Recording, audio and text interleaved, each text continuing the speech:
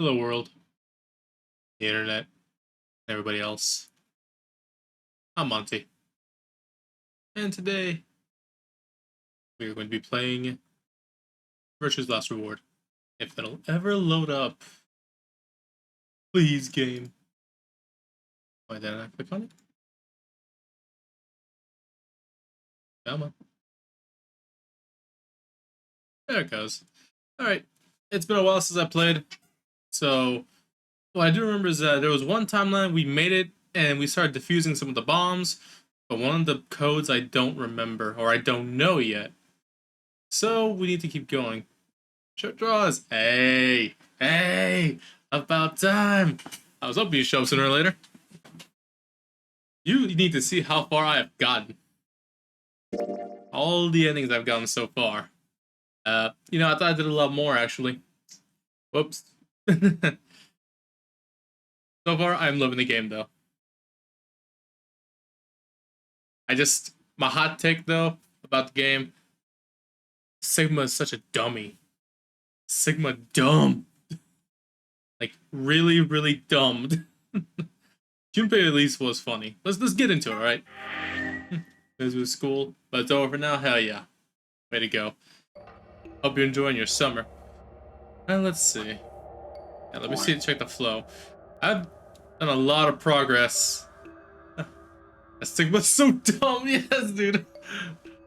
I like him, but God, he dumb. Like, really, really dumb. Alright. But this is it. I'm guessing this is the final, like, timeline. The one where everything comes to good fruition, you know? I've met my end multiple times. And I need to, get my shit together. The leftmost timeline, by the looks of it, is like the worst timeline, I think. Because I think if I'm right, everybody is dead. We'll get there, though. Let's finish up this timeline. I finished this area. Now we just need to escape. Because I remember this one wasn't that hard. Right now it says lock. You guys ready? I'm gonna open the door. Go ahead. I'm all set. And here we go. 3, 2, 1. I like how him and Junpei actually share the same like characteristic though. You found it. Yay. Alright. Now let's go. All the way around.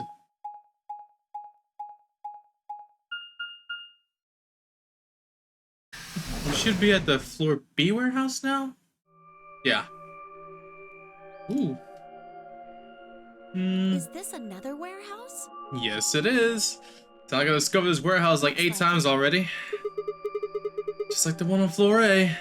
There's graffiti on the wall here too. It's something different though. Memento Mori. If the 9th lion ate the sun. Really? It didn't update properly? Oh well. Did they make a mistake? That isn't how you spell it. They added that E to 9th, but why? Yeah, that is weird. What does it mean? Well, I think Memento Mori is Latin for something like remember death or don't forget your mortality. That other part, I assume it's just what it says on the tin. A conditional relating to whether or not a lion has eaten the sun? Yeah, that was actually a little too smart for Sigma, wow. But what on earth does that mean? It just seems like gibberish. Agreed. Whatever it means is beyond me. Look at that door over there. Doesn't it look just like the one on the other floor? Yeah, it does. There isn't anything written on this one. And no lever either. There's a big 9 on the other door. I guess that means this door isn't important. I don't see anything that looks like it might open it either. Yeah, unfortunate. Yep. Nothing. Not opening. Of course it isn't. I mean, look at this thing. It's solid steel. Did Sigma try to, like, open it up by himself by, like, picking it up or something? Well, how do you open it then? From the other side, maybe? The other side? Hey, what's the deal with those doors over there? The ones that are glowing white. Oh yeah, the white doors. Chromatic doors? That they There are are. 3 of them. Yeah, I think you're right. Yeah, these chromatic doors have gotten me killed a couple of times. There's a next set of chromatic doors we're supposed to go through. But they're all the same color. Well, for all the other doors, we had to add colors together to make another color. In this case, we probably just have to make white instead. Yep. Suddenly, the voice of the announcer echoed through the warehouse. An ambidex gate has been opened. 45 minutes remain until ambidex game polling closes. Somebody pulled the lever and they opened the ambidex room. Someone on one of the other teams must have opened one. All they need is one of the moon keys. How about would they do that without waiting for the rest of us? We can Fucking ask them. Dio! Come on. Dio! I love and hate Dio. Like, he's got a charming persona, but he just does some douchey moves. God damn.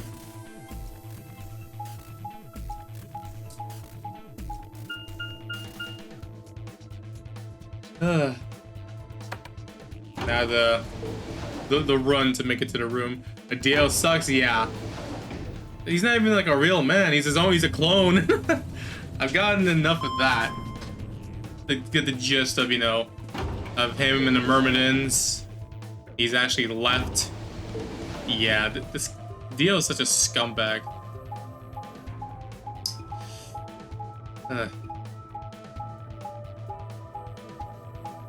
He was one of my favorites early on, but I hate him. Yeah, like I wanted to like him, but then he's kept doing all this douchey stuff. I just couldn't believe it.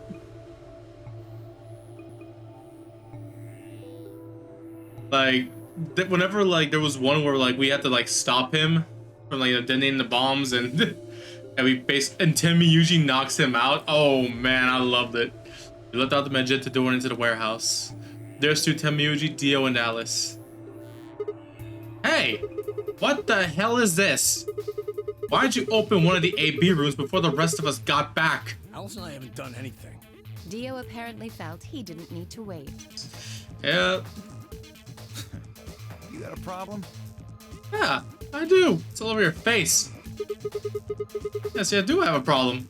Love Temiuji. Why? Yeah, I love Temiuji too. I don't remember saying anything about waiting until everyone got back to open the AB rooms. Are you kidding me? We didn't talk about it because we thought it was common sense. Sigma's right. Oh damn, that's the angriest I've seen Luna. That's actually kind of scary. We were able to get back quickly, but the others could still be stuck somewhere. Hey. No sooner were the words out of her mouth. Yay. Oh, thank goodness. You're all here. Did something happen? Yes. It's Quark, you see. Oh yeah. What? If I had a nickel for every time Quark got infected with Radical 6, I would have a crap ton of nickels. He collapsed. It happened so suddenly. We were just searching our room. What? Please, you must hurry to the infirmary. This condition could change at any moment. Temiuji, a good grandpa. You should go. Oh no. Temiuji shoved Kay aside and left through the yellow door. The rest of us exchanged a few sort of looks, then ran off after him.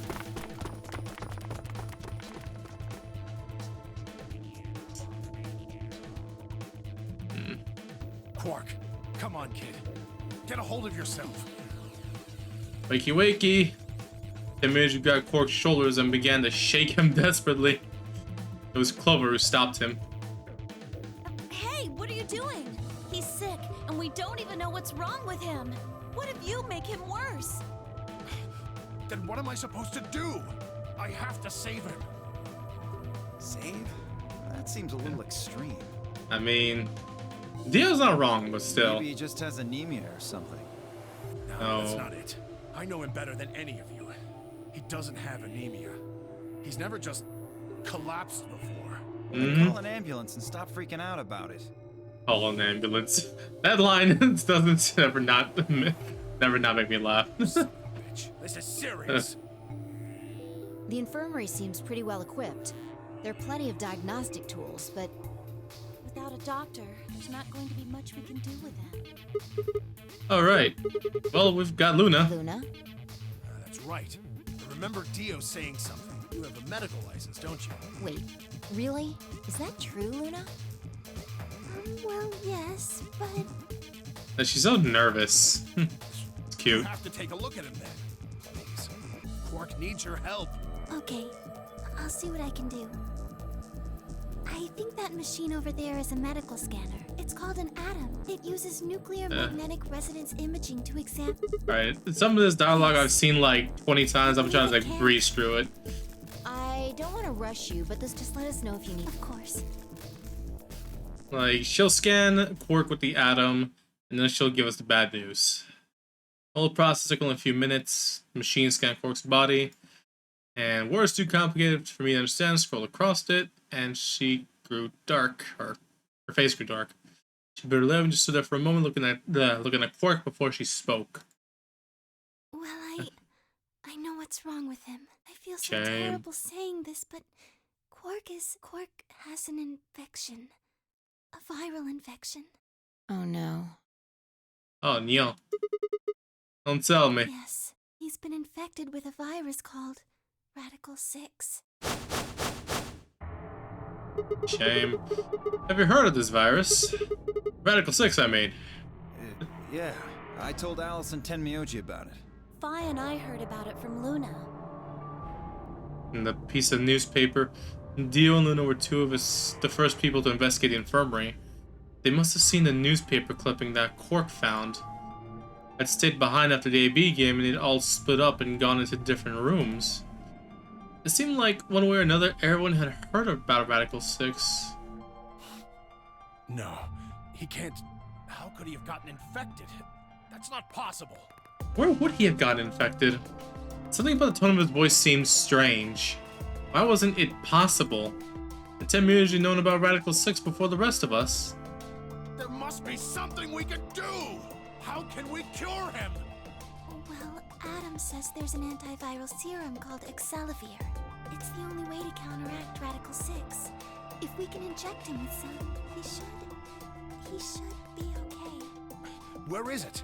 Shouldn't it be in the infirmary somewhere? Yeah, we looked around, but we didn't see anything.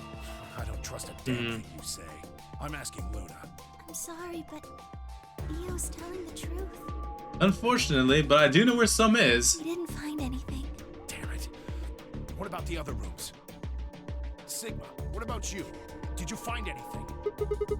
In the archives? No, that was just piles and piles of books and papers. Nothing even remotely like medicine there. What about you, Kay? Was there any medicine in your room? I'm terribly sorry. There was nothing of the sort in the garden. Plenty of vegetation, but unfortunately, no medicine. Oh God, then he's going to. Oh God, no.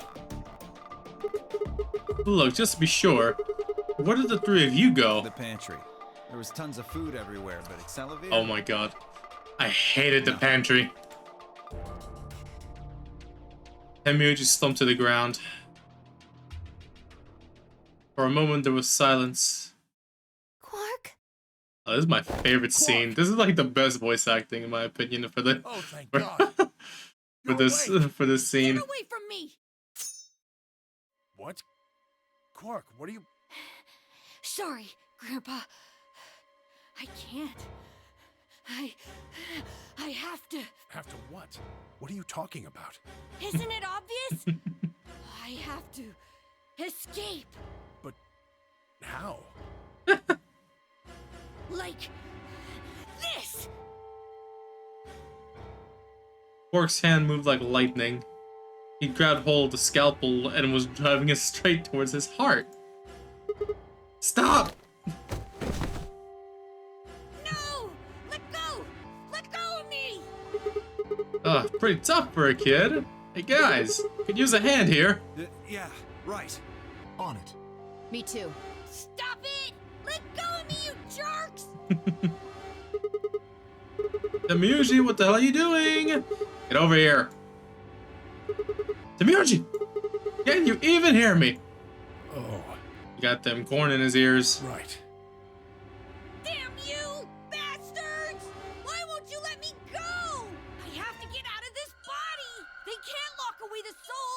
My body's gone! My soul can escape! Please! You have to let me go! Let me go! I'm trapped here! Let me die! I have to die! Kill me! Somebody! Me every time I wake up in the morning. Anybody! Kill me! Kill me! Kill me!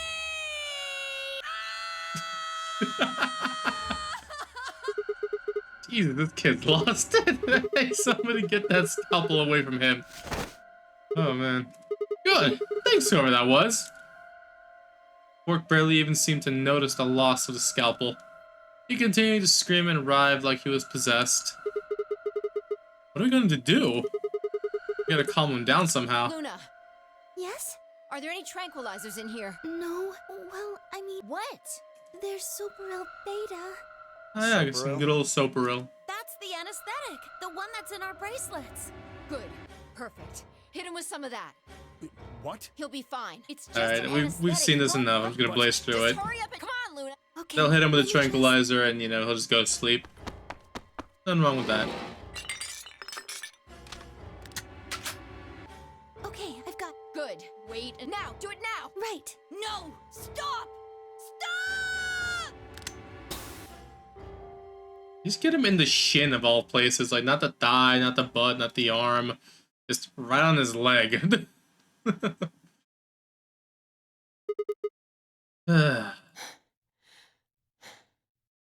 Respiration. According to the. And he's fine. I wonder where his hat went. Yes. What about the anesthetic? How long will it last? He shouldn't wake up for a few hours. Man, he sure was strong for such a little guy. I think that might be the virus's fault. It probably attacks the part of the brain that governs reason.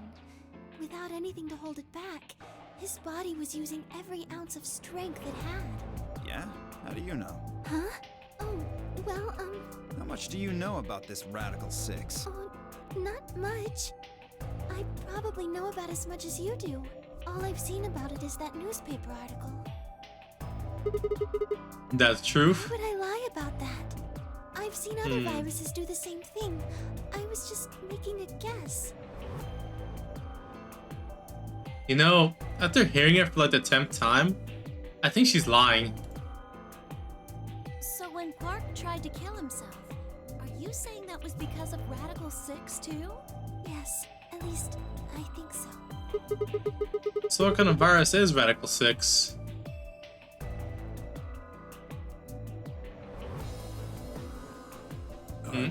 What are you doing? Oh yeah. I turned and followed Tenmyuji's gaze. Poor Alice. There stood Alice, her hand wrapped tightly around the scalpel. Apparently she had been the one to take it away from Quark. The longer I looked at her, however, the more I wondered if she'd taken it to protect him, or for some other more sinister reasons. She didn't seem stable. In fact, she looked far from more like Quark had a moment ago that I was entirely comfortable with. Her eyes were flat and hollow. Her face was an emotionless mask. She was not well. Alice? Hey, are you feeling okay? We're all going to die. There it is. We're all dead already. Only terrorists would resort to biological warfare. But they will. Soon. Hey, what the hell are you talking about? You don't understand? All of humanity is going to die. The virus will spread. Adults, children, everyone. Everyone! There won't be anyone left! I'd rather die here! Wait, Alice! And then she runs off. We were all too stunned to even try to restrain her. We just stood there as she spun around and leapt through the door. Damn it. Shook myself and took off after her. But those few moments of hesitation had put too much distance and too many doors between us. Shit. Which way did she go? Right? Left? I was still trying to decide when everyone else poured out of the infirmary. You lost her. Yeah. I don't know which way she went. Well, let's split up and look. Quickly. She can't have gotten too far. Right. Look. If you find her, it's probably best not to shout or anything. Just do your best not to provoke her. Understood? Gotcha. 10 Myoji. I think you should stay here with Quark. The rest of us can look for Alice. Sound good? Yeah, I stay here. All right, let's move, people. Get going. Pi is such a good leader. Pi's command was scattered, filtering off into the different doors. As I ran, I thought, where should I look for Alice? Perhaps the lounge would be a good bet. Yeah. See, I liked Alice until a certain timeline where she did everything possible to screw with me. She screwed over Sigma bad. And like, I think it was the rightmost timeline. Oh man. I think it was like 2 or 3 streams ago. I was like genuinely mad. No one here, huh? Damn. Where did she go? No point in complaining. I just needed to look somewhere else. I turned and headed toward the exit.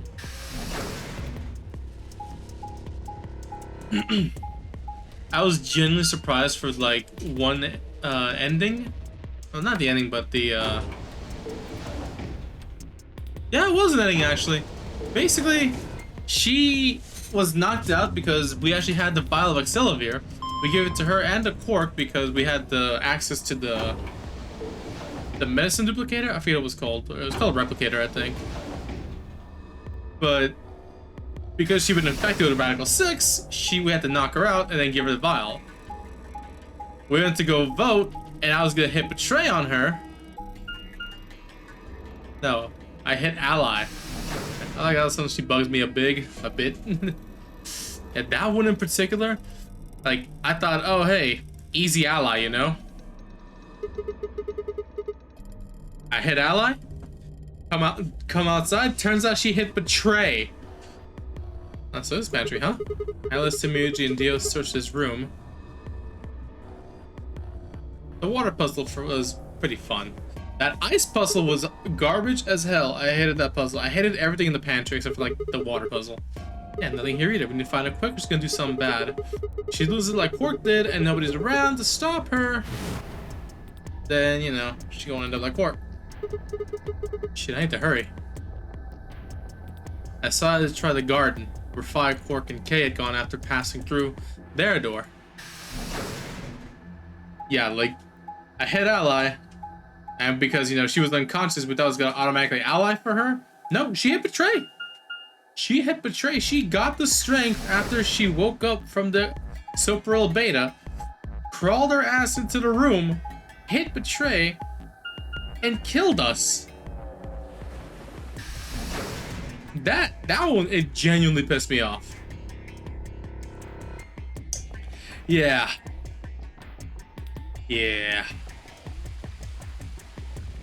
First thing I noticed when I stepped inside was the smell. Plant life was everywhere, and the air was filled with the fresh scent of it growing, underlaid with the sweet, dry tones of dead leaves underfoot. While the air outside had been dry and harsh, in here it was warm and wet, like a forest after a spring rain. Just like Kay said, plants and stuff everywhere. And then we find him here. Damn, she's not here either. She's not here? We've been searching for Alice for a while and I found nothing. Every time I've looked for her, she's been here. Oh no. I hope nothing had happened to her, but... oh no. I think we're too late. I searched every corner of floor B. She was nowhere to be seen. This is new to me. She's always been in the garden. This time she's not.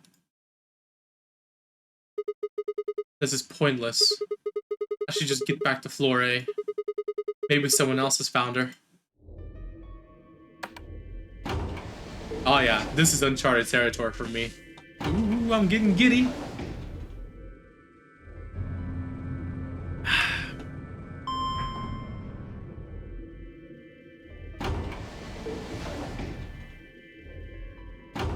So where is she this time?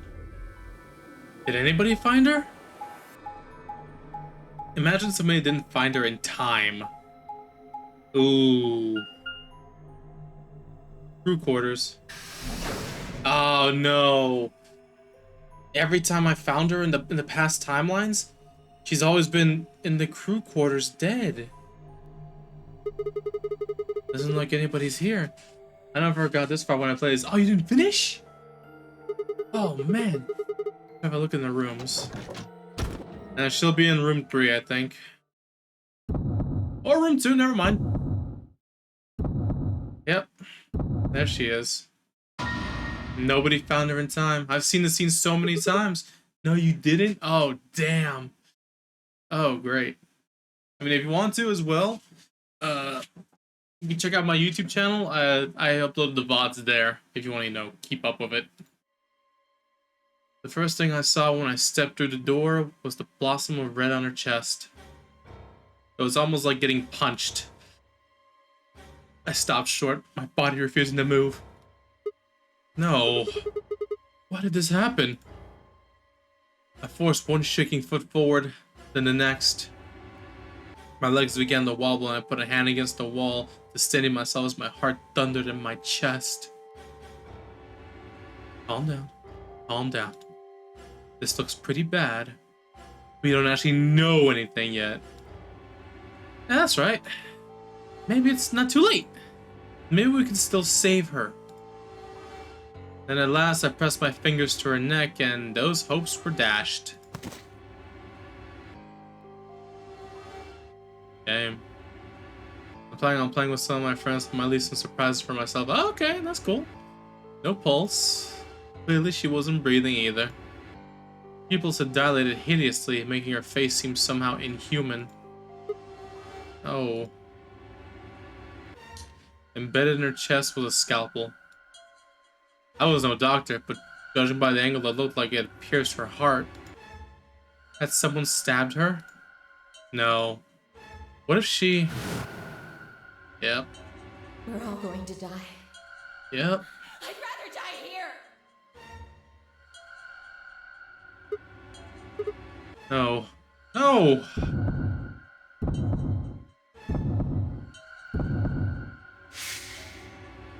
Something in my brain snapped.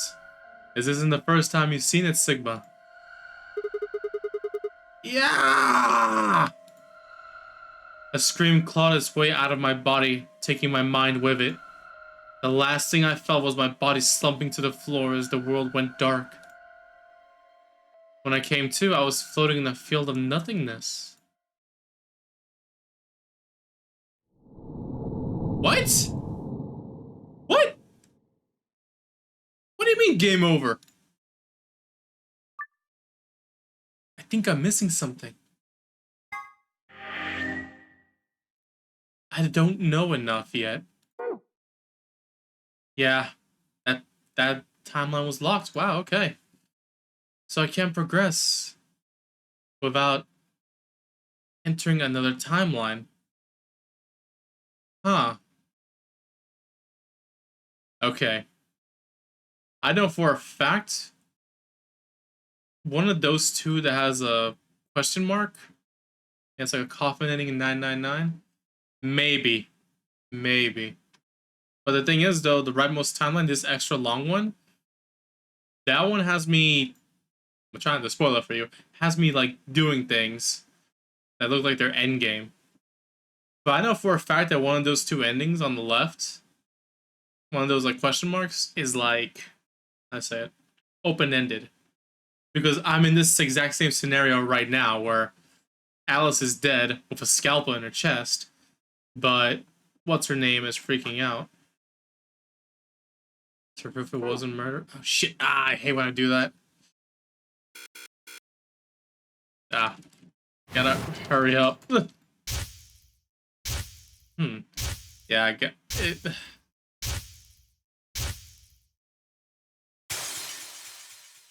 I just gotta look at the flow real quick, but every time I hit return, there we go. Alright, it takes me all the way to the beginning. I think it's this one. How can Phi and K be saved?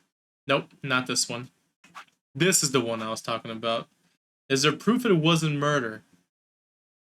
This one has my attention. We're gonna go back to it. Because in this one, Alice is already dead. and Clover is freaking out.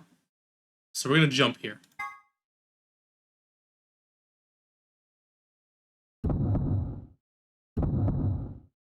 This time she said 3 pair.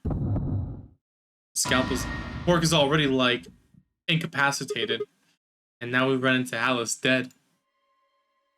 The first thing I saw when I stepped through the door was the blossom of red on her chest. It felt as if I walked straight into a brick wall. Nostalgia. Or deja vu, actually. I stopped short, my body refusing to move. Why did this happen? I forced one shaking foot forward, then the next. My legs began to buckle, and I put a hand against the wall to steady myself as my heart thundered in my chest. Calm down, calm down. This looks pretty bad, but you don't actually know anything yet. That's a damn lie. Maybe it's not too late. And she's dead. Pressed my fingers to her neck, and those hopes were dashed. No pulse. Clearly she wasn't breathing either. Her pupils had dilated hideously, making her face seem somehow inhuman. No, it's not true. Why? Andy. Then I noticed it. All the blood must have distracted me, but now I saw that there was a scalpel buried in her chest. Judging by the position of its handle, she had been stabbed through the heart. I felt a sympathetic twinge of pain in my own chest, and my stomach lurched. Bowel and helplessness rose up in my throat. I stood, hands balled tightly into white-knuckled fists, and took a deep breath. There's everybody else. Yeah, Quark's not with them. He's incapacitated. All around the room are the rest of known regains participants, except of course for Quark. I wanted to ask which one of them had killed her. Even if it had been one of them, though, there was no way they'd answer. All I could do was stare at each one of them in turn, asking myself, is this person a murderer? The looks they traded with one another suggested that I wasn't the only person wondering if they were standing next to a killer. An unsettling silence filled the room. Clover was the first to speak. Who did this?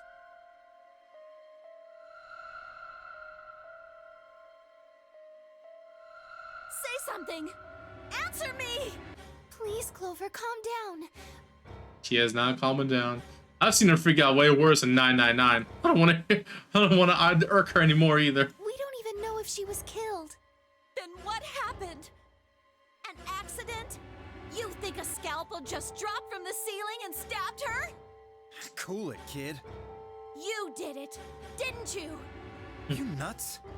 I would have said it was Dio, but this time he's innocent. Then who did it? Who killed her? Clover, even if we assume that she was murdered, that doesn't necessarily mean the killer was one of us, does it? Wait a minute. You went into the AB room with Alice during the last round, didn't you? Something happened in there, didn't it? No, nothing happened. Don't lie to me! There's no way Alice would just run off like that! She wouldn't leave me! If she was going to leave, she'd tell me! She... Hey, Clover. Don't you think just assuming Alice was murdered is jumping the gun a little bit? How can you look at her and say that? Scalpels don't just stab people all by themselves! You're not wrong. Oh, I see. I see. I get it now. You're all in on it, aren't you? It wasn't just one killer. It was 6! I'm getting axe ending vibes. No wonder you're so anxious to say this wasn't a murder. Clover, please, just settle down. Fine. Show me some proof then. Prove to me in 10 seconds that you didn't murder my friend, or I'm going to kill every last one of you bastards! You're all going to die just like she did! Hey, hold on a minute. 9, 8, 7. Oh, she actually counting down. Clover! 6, 5, 4. Clover. 3, 2, 1. Okay, just go behind her and karate chop her neck real quick, dude.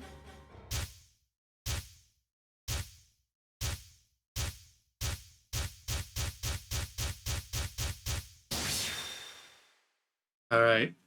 our memories. The book? Those infected by Radical 6 eventually develop a powerful urge to commit suicide.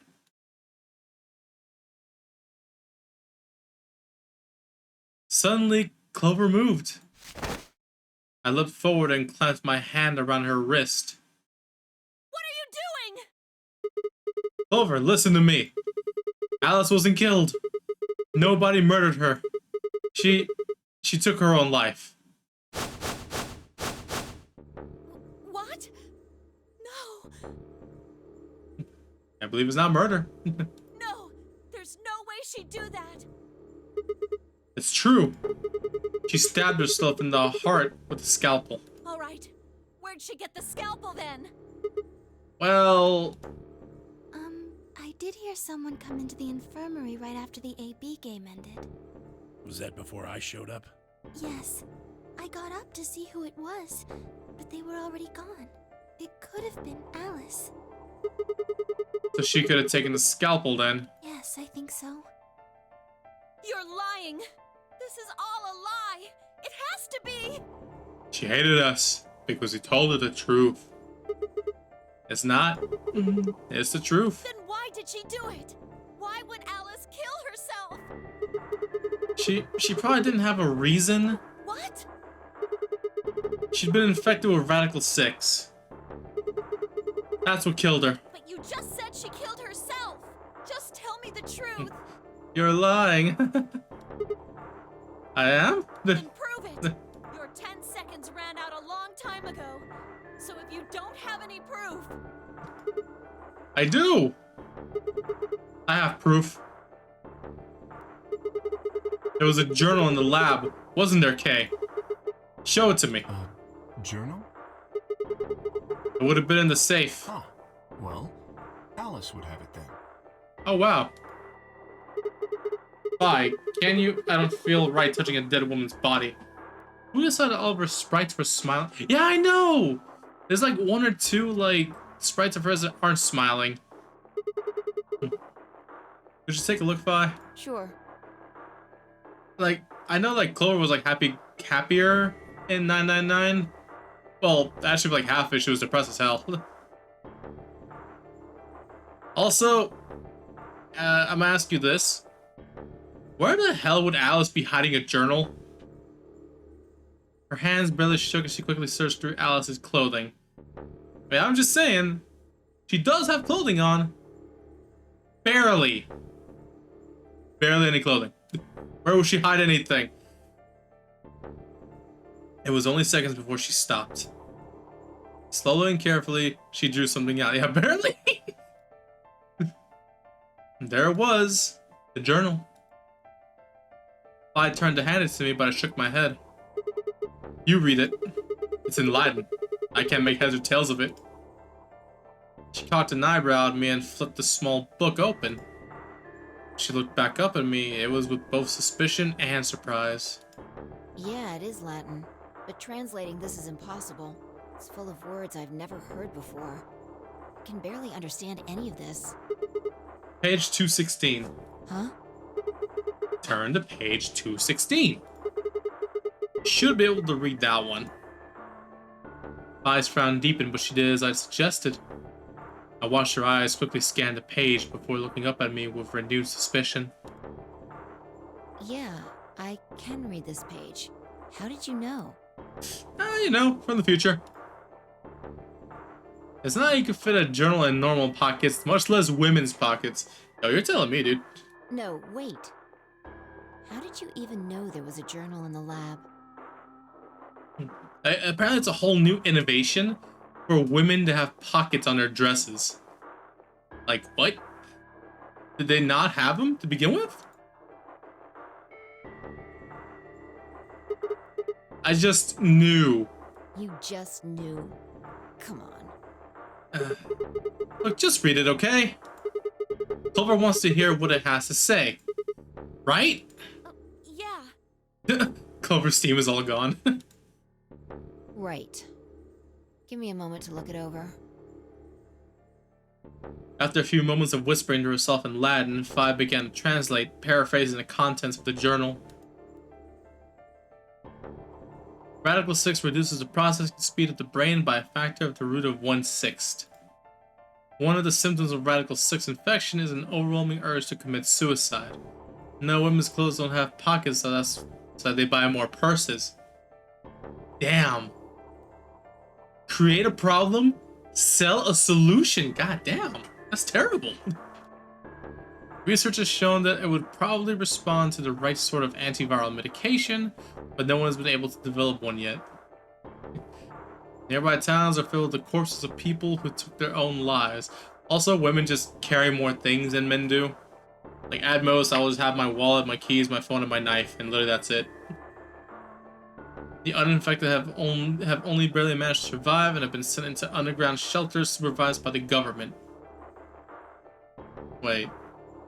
Nearby towns are filled with the corpses of people who took their own lives. The uninfected have only barely managed to survive and have been sent into underground shelters supervised by the government. Huh. Oh Lord, please. Yeah, just imagine how much one could put in a purse. Yeah, especially when the purse is the size of a backpack. Let their future be a bright one. I shut the journal with a soft slap.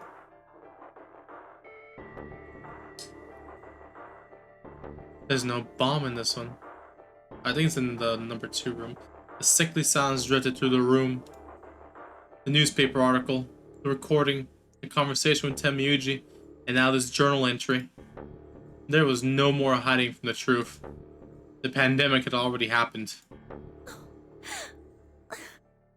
Clover. Damn.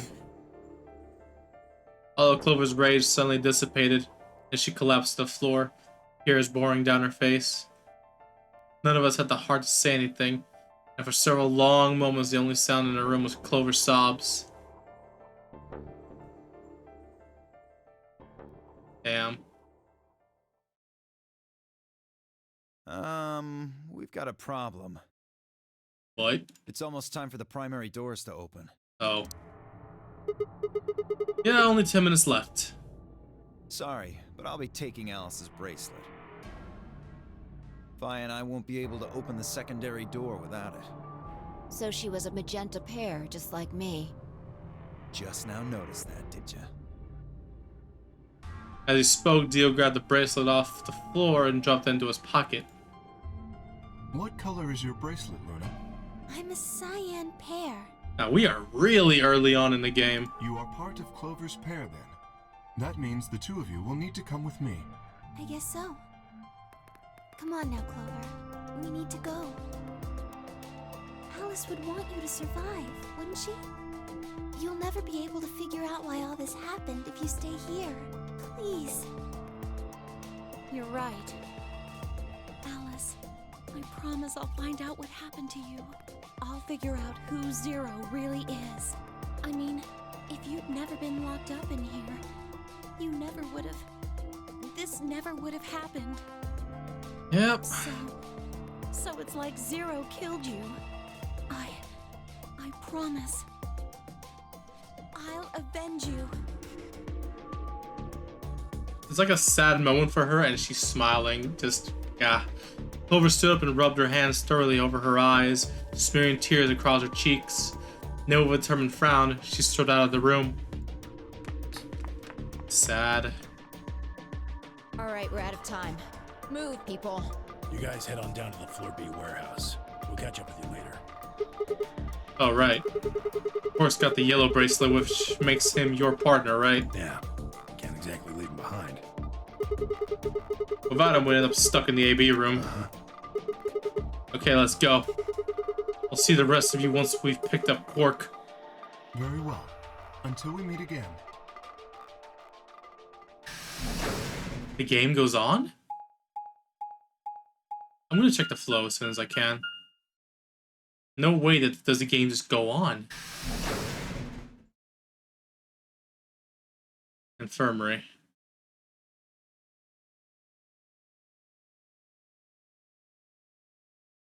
Quark!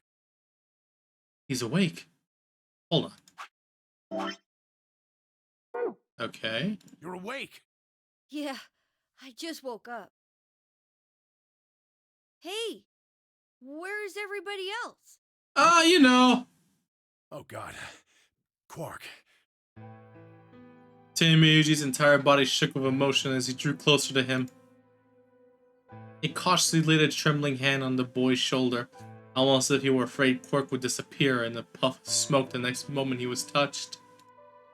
When Quark proved to indeed be corporeal, Miyuji let out a cry and threw his arms around him. Oh, you know, around.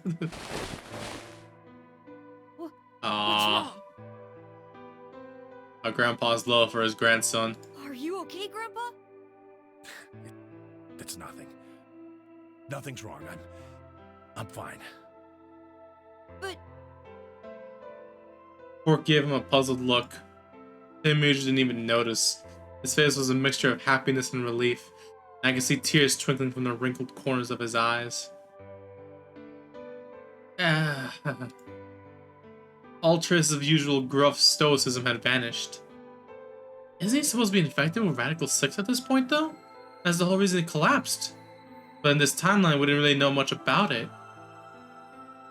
I didn't want to interrupt such a happy reunion, but we were running out of time. Still, Miyuji deserved a few minutes. I left him alone.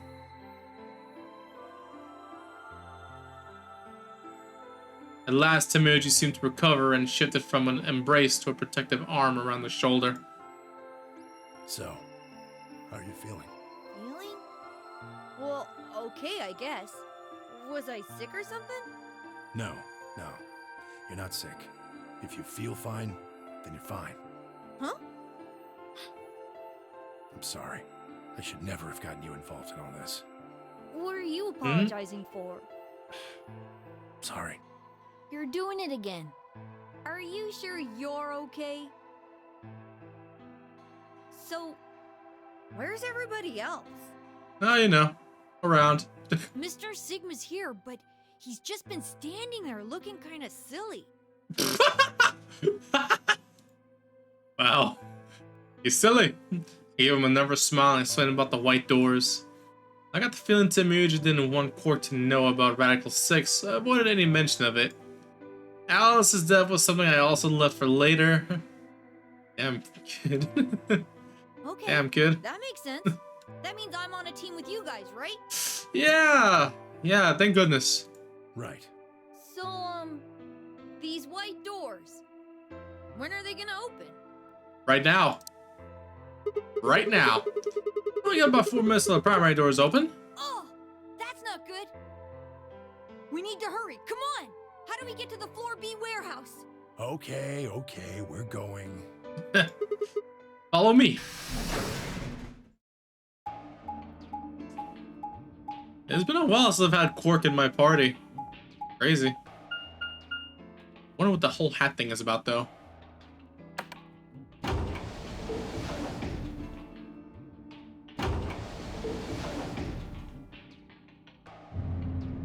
Ooh. Okay, let's see.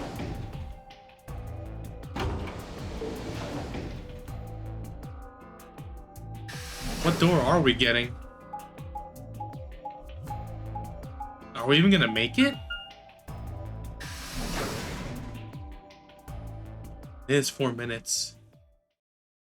It takes like 7 just to get to the warehouse, I think. Oh, we made it in time.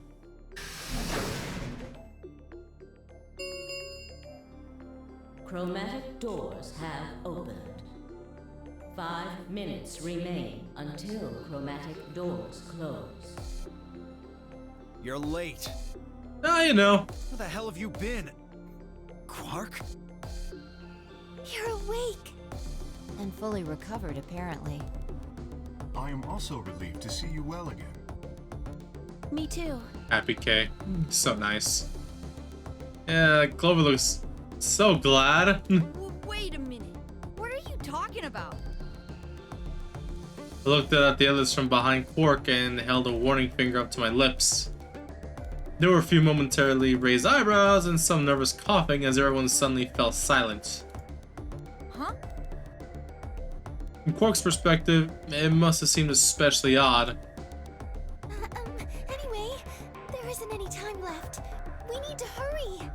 But there are 3 doors. Which team goes in which door? All of the doors are identical for this round. I believe it doesn't matter which team uses which door. Then we're taking the one in the middle. Why that one? You want a kill shot, you aim for the center. You're more likely to just miss the extremities. That logic is flawed and more than slightly disturbing. Yeah, she's right actually. Unfortunately, I don't really have a counter argument, so center door it is. I suppose we could go with the one on the left. Is that okay?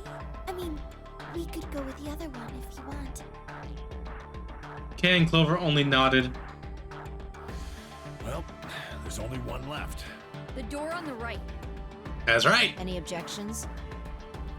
All right, let's move. 30 seconds remain until the magic doors close. I wonder what door this is though. Hurry it up, Vi. This thing's gonna close. I know. It's time we were going as well. Right. Sure. Come on, guys. There's no time to waste. Right behind you. Let's go. 2, 1, 0. Chromatic doors closing. What puzzle is this? Oh, we barely made it in.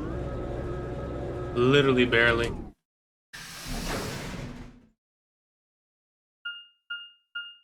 I think I've done all the puzzles so far. Nope, never mind. Director's office. This one's new to me.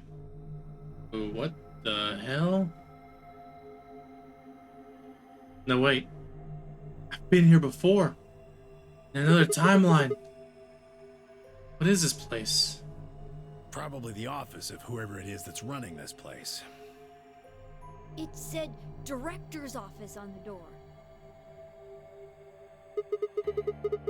So this might be Zero Senior's office. Maybe. Or maybe not. Well, which is it? Why the hell would I know? We should look around. If this really is Zero Senior's room, there might be some clues. Yeah, you got a point. Let's get started then. Alright, first puzzle of the day. Seek a way out. Alrighty, let's look around. That computer. I need to know the password for that computer. What's this? I checked it out earlier, but I think it's just a business card holder. A business card holder? Yeah. The file where you put business cards. They've all got these weird shapes on the back. I think maybe if you line them up in a particular way, then you get some sort of hint. Place the business cards in the correct order, picking one business card, and then you swap their positions. Okay, well, I guess we can give it a shot. Okay. They have names on the front, and the pattern on the back. Oh, what the? I don't get it. You don't have enough information. More than likely I don't, but this computer has my interest. Well, what do we have here? I haven't seen a computer this old in a while. There's something on the screen. Is that a lion eating a hamburger? I really don't think so. I think the lion's got 2 heads. It was like a monster from Greek myth or something. It looks like it's asking for an ID and password underneath the lion. Huh. The keyboard doesn't seem to be working, though. I guess we can't enter anything, then.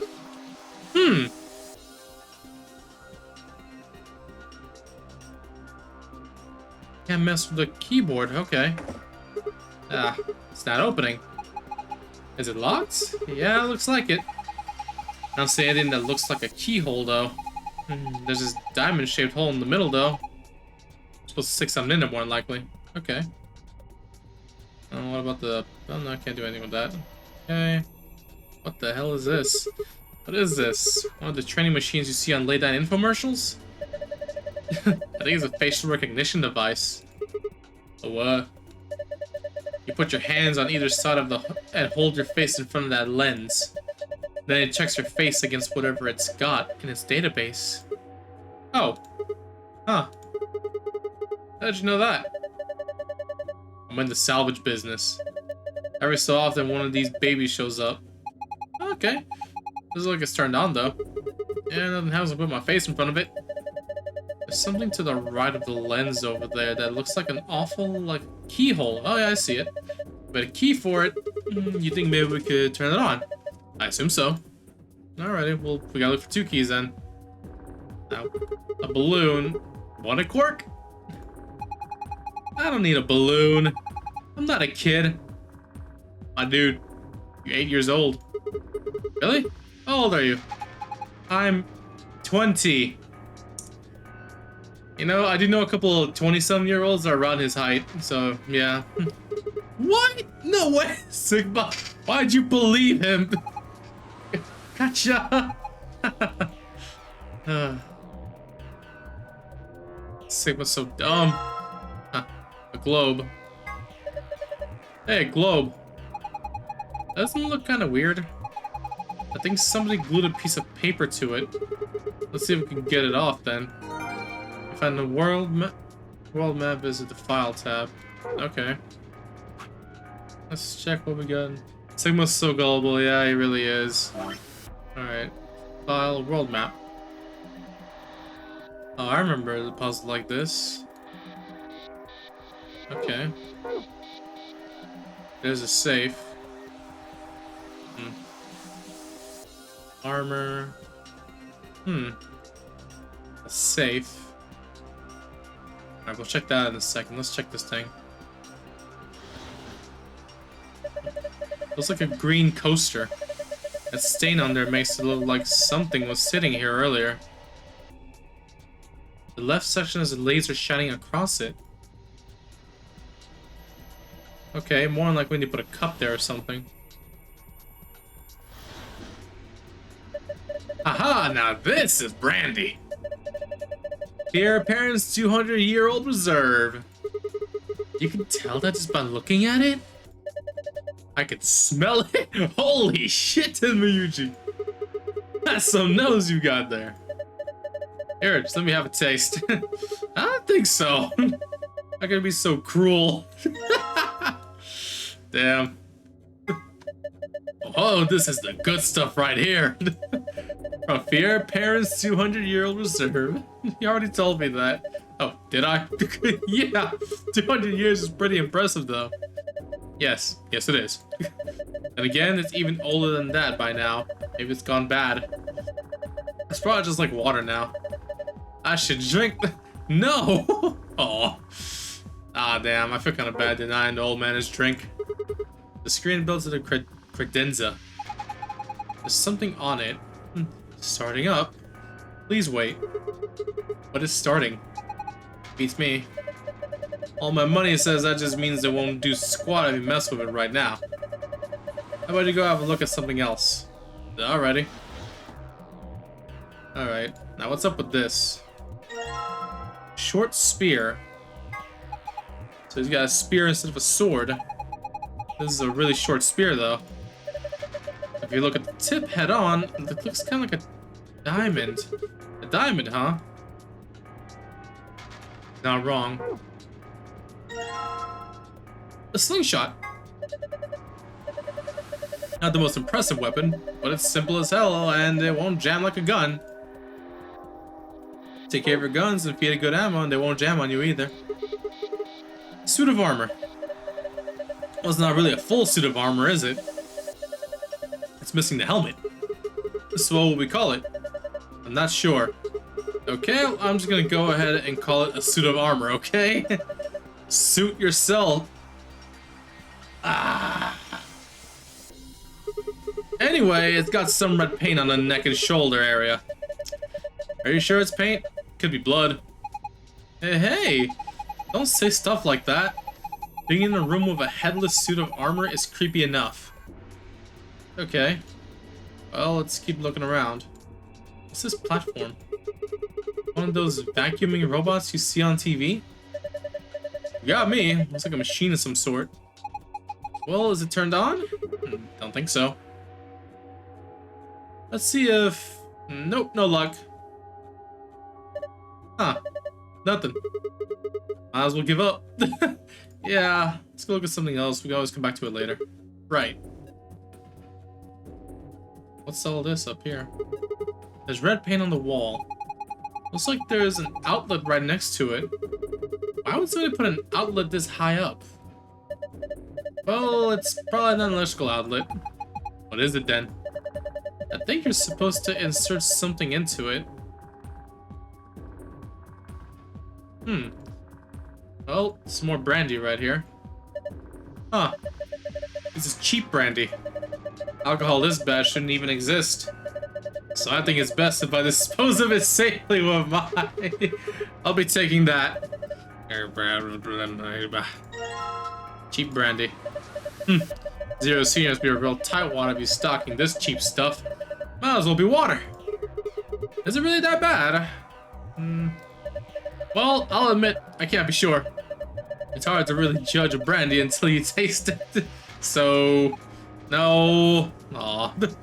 No, Tamuji, no. I'm putting it there before.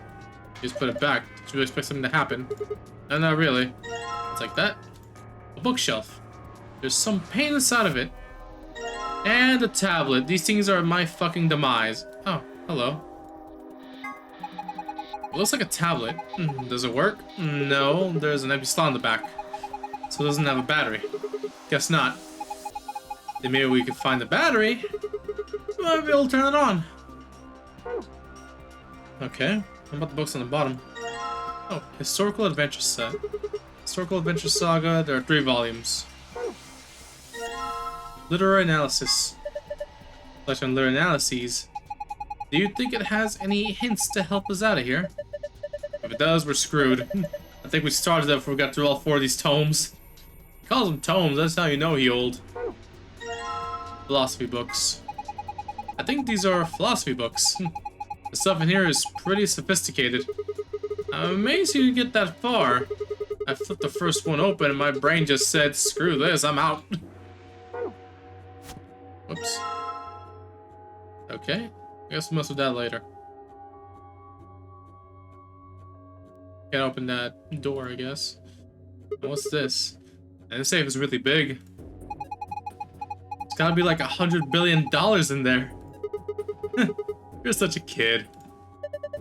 Maybe they're just hiding something they really don't want people to see. Like some videos. I'm not sure I like the way you said that. Let's just open and find out. Ugh, I don't think... Yeah, I thought so. See? Is it locked? Yeah. There's a circular input panel on top of the handle. It looks like the one on the pressure exchange chamber's door. So we just do the same thing we did then. And click the yellow guide ring, other rings will appear. Oh, okay. Alright, let's do it. The thing is, though... Oh! Wait, hold on, I got this. Archive. World map. Okay, hold on. I need to, like, type this down into me notes.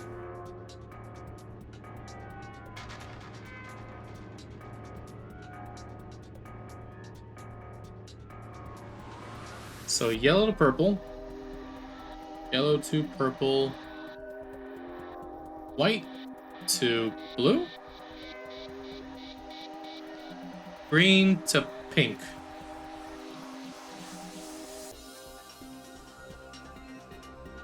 And that's it, okay. Alright, so yellow to purple. White to blue. Okay.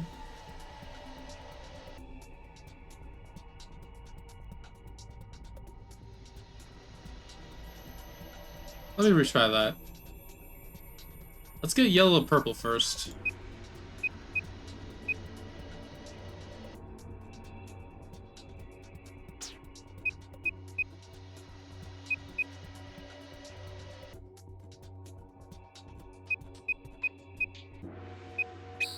Okay.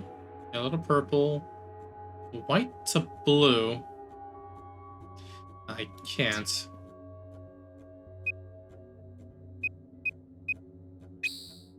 White to blue. Green to pink.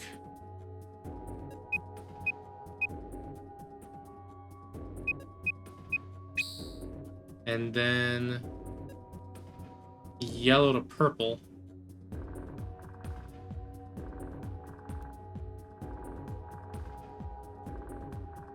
There's no way.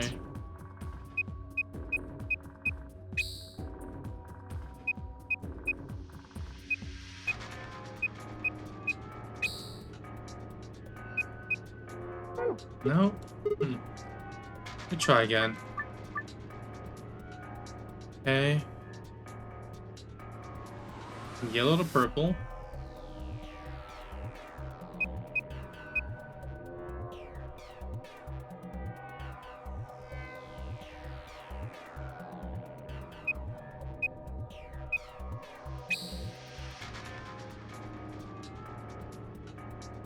Hmm.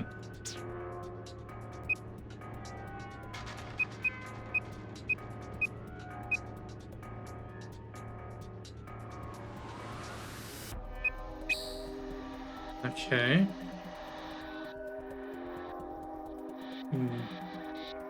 Yellow to purple. Huh. This is gonna be hard.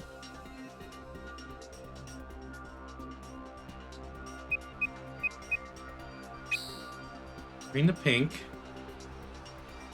Yellow to blue.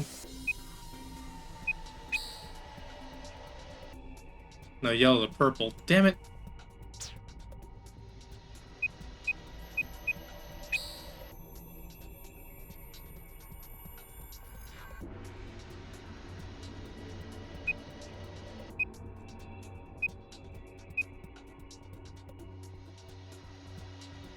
And then what? Yellow to purple, green to pink, white to blue.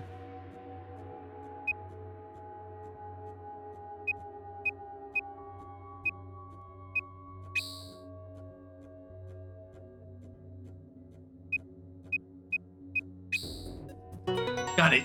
Yes. Alright. Good job. You did it. Nice work. Very impressive. Let's have a look inside. $100 billion. Videos. Yeah. Let me use you, a classic guy. Ah, Jesus Christ. Ugh. Sorry, guys. Looks like all we've got is a binder and a deer. So, bind deer.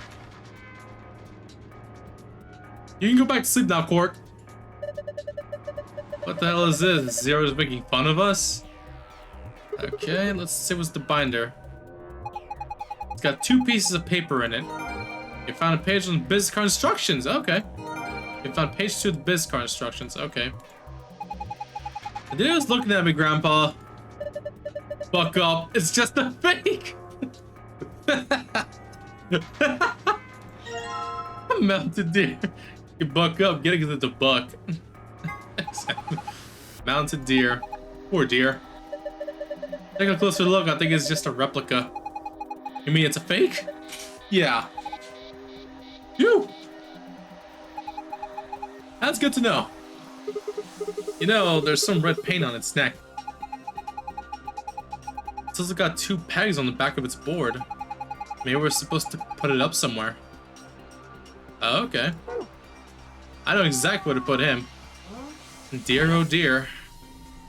I checked out the entire room. Okay. Well, looks like you were right.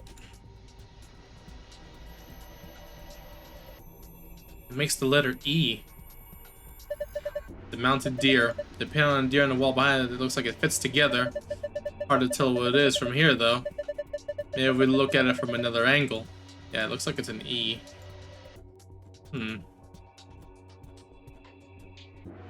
Alright, let's just go do the business card. Or actually, hold on. Let me get some of that some of that brandy. Hold on. Let's put the cheap stuff in. Look! The laser beam's bending all around inside the bottle. Yeah, I made a parallelogram.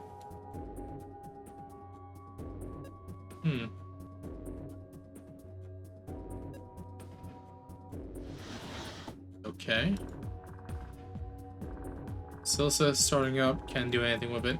But what about if we put the expensive stuff there? Try putting the good brandy on the coaster, but... What letter is that? That... Hold on. I think the red panel's ball has something to do with the red section of the wall. Maybe it's part of a letter. I can't tell from here. Maybe if we look at it from another angle.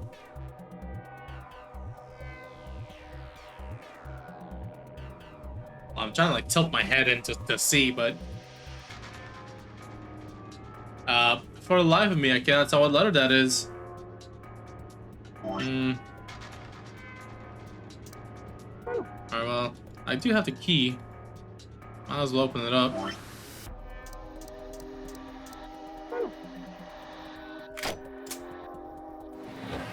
Hey, it worked. There's something in here. Is it a key? Pretty small key. The tip is circular. Have you seen anything this key might have fit into? Absolutely. Let's go take a look. Alright, the facial recognizer. Where is it? Ah, there it is. Whoa, the light on the top turned on. Looks like he managed to turn it on. Oh, okay. Alright, it's on. Now what? Well, why don't we give it a face to look at? One of ours? Yeah? Damn. None of our faces work. Great. Face not recognized. Gender mismatch. What does it mean by gender mismatch? Maybe it's saying that it needs a girl. Well, there's only 3 of us and none of us are women. Well, maybe we dress Quark up like a girl. No, no way. Why don't you dress up then? Oh, thinking about that is making me want to puke. Besides, do you see a wig or makeup or anything around here? How would any of us dress up like a woman anyway? Dude, you totally want to do it. No, I don't. It's Yuji looking at him all weird. Hey, wait a minute. Maybe... What is it? Did you have an idea? Well, it can't hurt to try. Yeah, definitely worth a shot. How long has he had that in his pocket? It looks like a piece of paper. No, it's a picture. Oh. Oh yeah, I remember him looking at that in the infirmary. I guess it's worth a shot.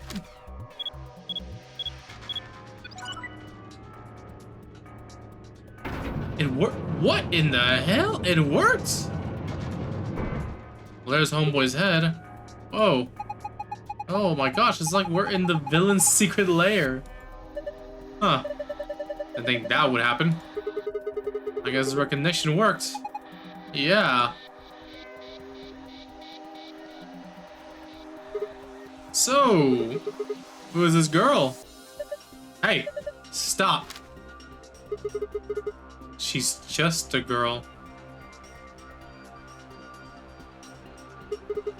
Is she your granddaughter? No. Well, who is she then? Damn it, fine, you've already seen her after all. Ah. Her name is Akane Kurashiki. Connie. Who are you, old man? I've been looking for her for a long time. Junpei? Why?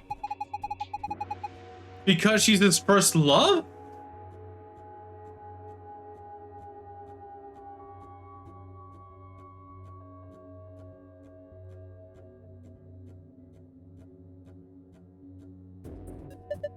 No. You got it wrong. But you carry that picture everywhere. I don't think I've ever seen you leave it somewhere. And when you don't think anybody's watching, you talk to it. Talk to it? I've seen you do it. Huh. Oh yes, thing you knew already. Oh, okay. Didn't mark you for a hopeless romantic, Tenma Yuji. Look, it's not about love, and I'm not a goddamn romantic. Okay. Wait. You don't want to talk about her? I get it. Hold on. Hold on. Tenma Yuji old as hell. He's got a grandson. Akane Kurashiki is his first love, but it's only been 2 or 3 years after the second Nonary game. What the hell? How does an old geezer know a girl that's like, he has her photo from when she was a kid.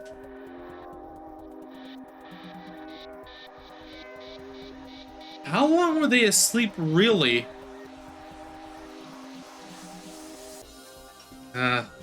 Questions that need answers. Let's just carry on. Okay, look. Oh yeah, there's a helmet for the suit of armor. The armor's helmet. There's red paint on it. You must be feeling pretty tired, Tenma Yuji. All the excitement can be easy for someone of your age. Why don't you sit down for a bit? I'm not so old I need the likes of you worrying about me. That's so. Well, I think I'll just have a seat then. Ah.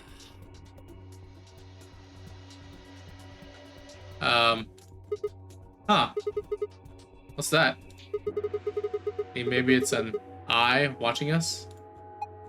I don't think so. I think it's a target. Like a bullseye. Yeah, you're supposed to shoot it. I got the slingshot, but it's not. I got nothing for it.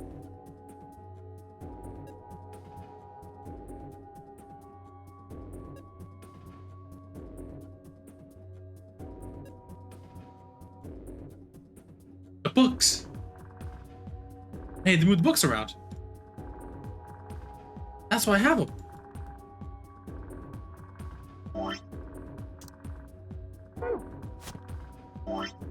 Let's try this combination.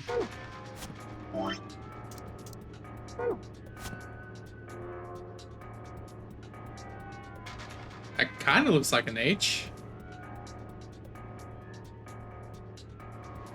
Do I have the right combo though?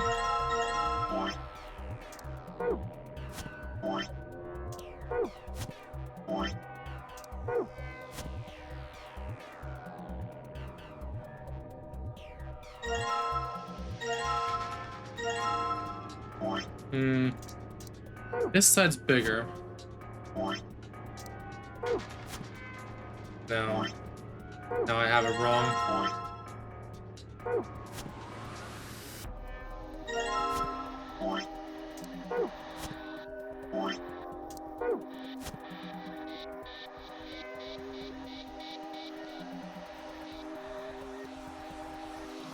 No, I had it right the first time. Damn it, I don't know the combination I had it in.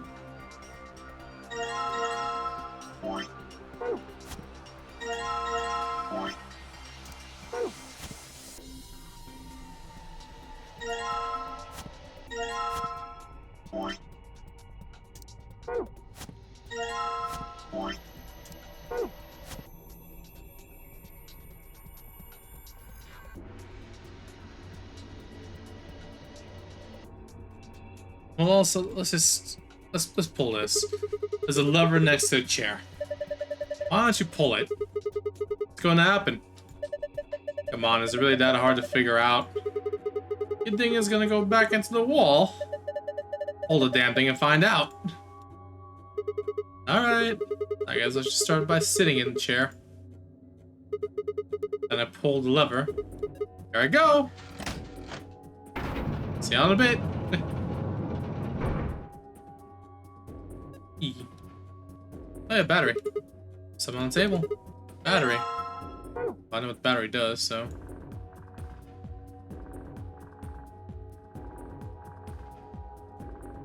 That's it, I guess. If I pull it again, the chair should turn back around, right? Oh, whatever. I don't think I have a choice. Ha!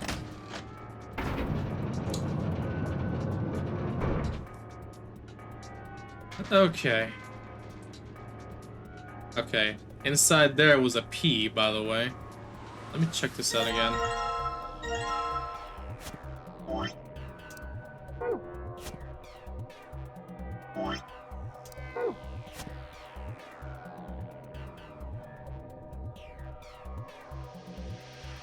Alright, let's just get the battery. Okay. Looks like you got the tablet to turn on. Look! Something showed up on the screen. Enter a 4-digit password and... Alright, now we're not doing that yet. I don't get... Let's put the helmet back on the dude. Yes! That suits him. Shut up, old man. The paint and armor and helmet lines up. But I can't really tell what it is from this angle. It's kind of warped. Well, if I'm right, that's an H, an E, an L, and a P. And that spells out help. The tablet.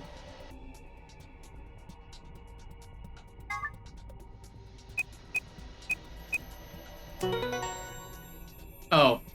That's kind of morbid. You did it. Good work, Sigma. Take a look at the screen. Ah, green. Oh, holy crap, where'd that big-ass bug come from? Oh, there's a bug in my room. Get away. Get away from my poster, you evil six-legged bastard. Huh. What's this? It's like the password for the safe. Awesome. Now we can open it. Okay. Aha. Hold on a second.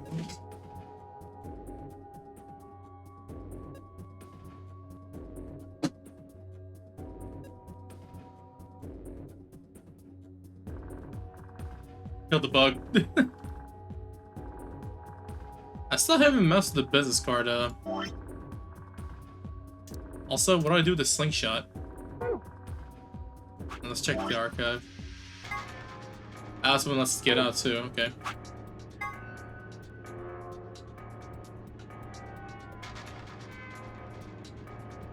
Okay, I'm gonna type those down real quick. Bob. Chris. John. Tony. Ian. Michael. The women are requesting the following positions. Carol likes being on the left. Carol left. Anne near Bob. Ellen above Anne. Sophie very right.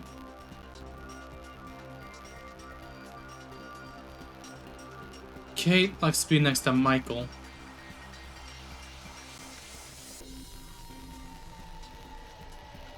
Okay.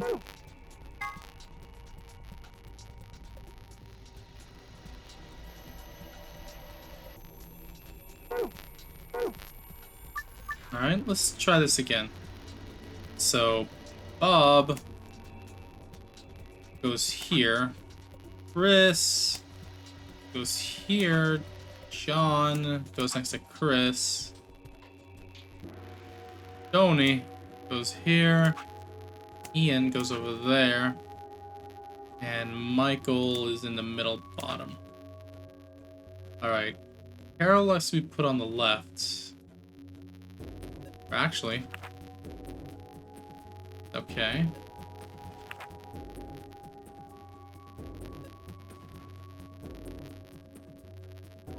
Carol likes to be put on the left. Anne likes to be near Bob.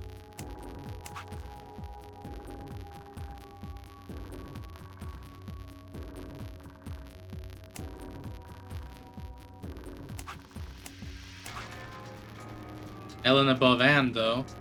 Sophie to the very right.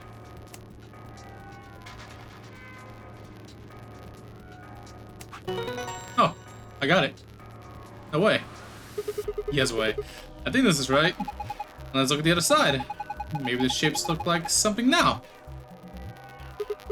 Okay, let's look at the back of the business cards. Book 334. Something tells me I'm gonna need this for later. I'll take a picture of it. It says book 334. What does it mean? Well, book is a bunch of pieces of paper that are bound together. Okay, smartass, I don't need that smart aleck response from you. I know what a book is.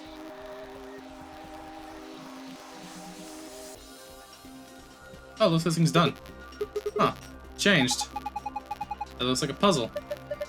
It is. The silhouette puzzle called a tangram. Move or rotate the triangles and squares to get the shape you need.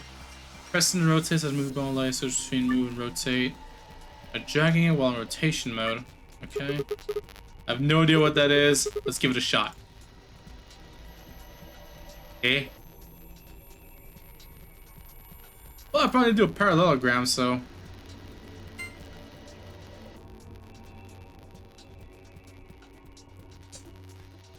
Alright, Monty, do you remember how to do a parallelogram?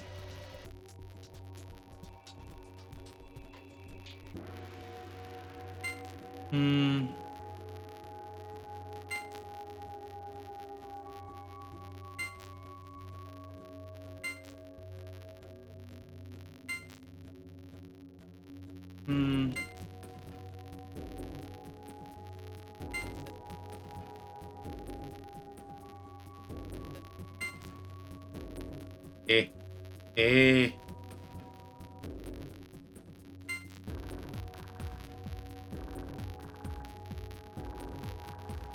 Huh.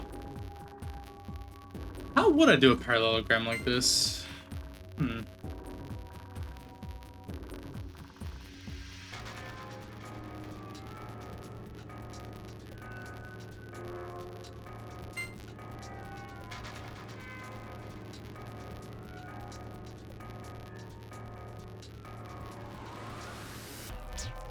Let me retry. Alright. So, from here...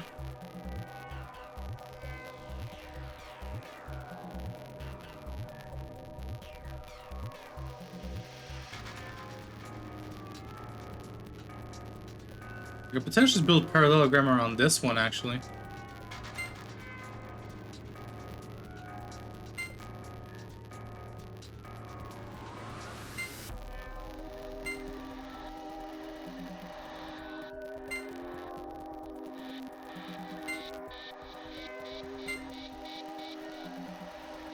Okay.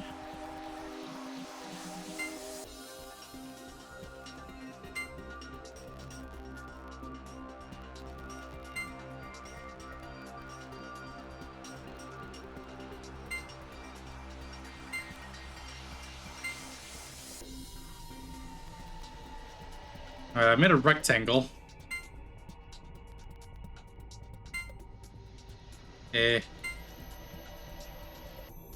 Hold on. This puzzle's too hard to feel my brain turning to mush. You can do it, but I don't want to do it. Why does Sigma have to do everything? Goddamn. No idea what this thing is, might as well leave it alone for now. Still can't mess with that.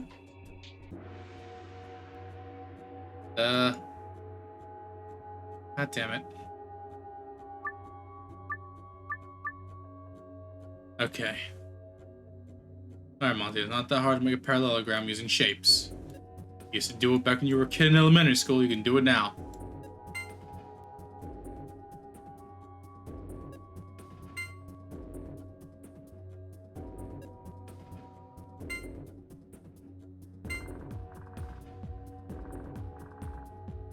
Ay.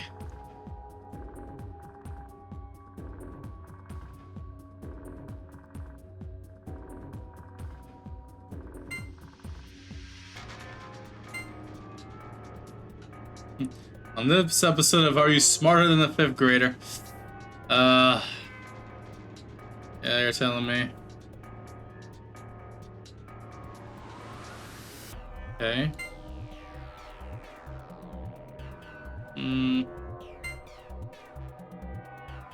Well, that's not a diamond, that's a square. Okay, what if I build it around it?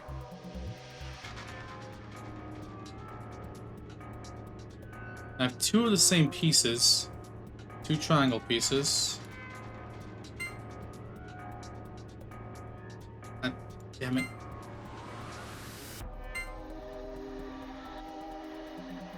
The controls are kind of jank too, so.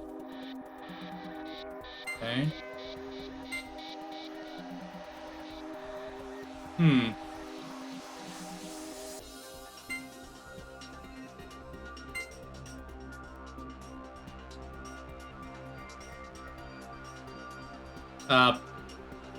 That is not a parallelogram. Whoops. Okay. What if I stack triangles like this?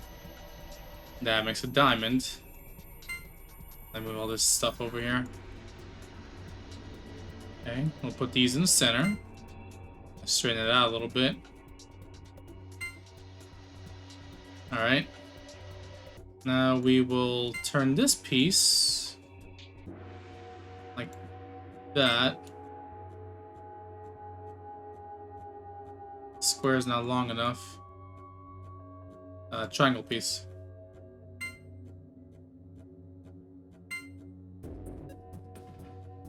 No.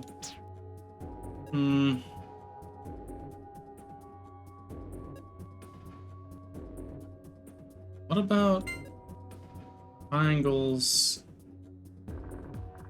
like this? Did I do it like that?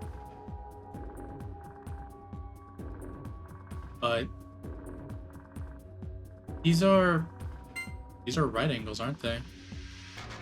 Yeah, they are. Perfect 90 degrees. I wonder.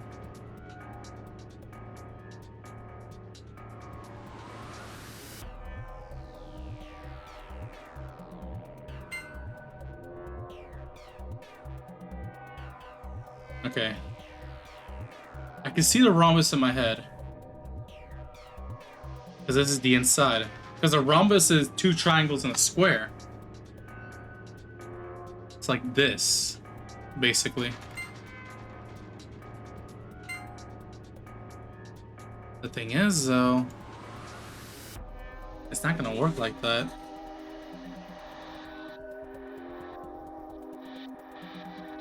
This... You can make multiple shapes inside of a rhombus, though. What if I got you like this? Whoops.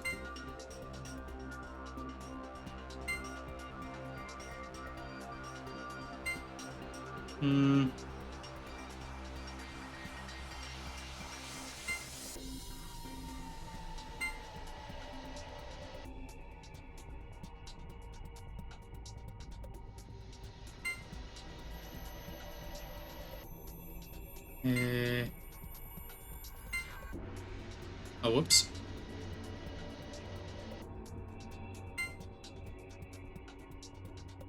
No, wait. No, wait. Turn, please. Thank you.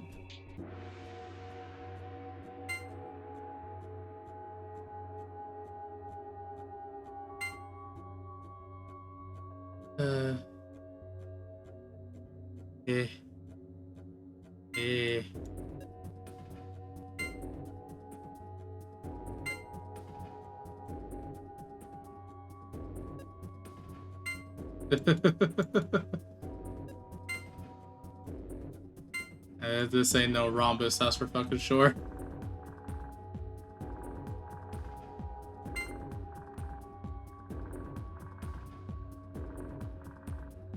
Actually, wait. I think I got it.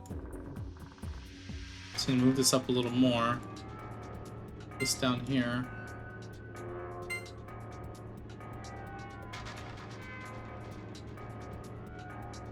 Or is it up here? Because a rhombus has to be long. Is it 2 triangles and a square a trapezoid?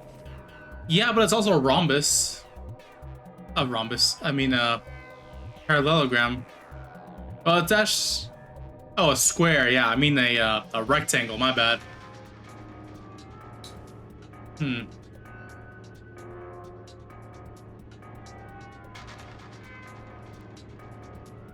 Okay.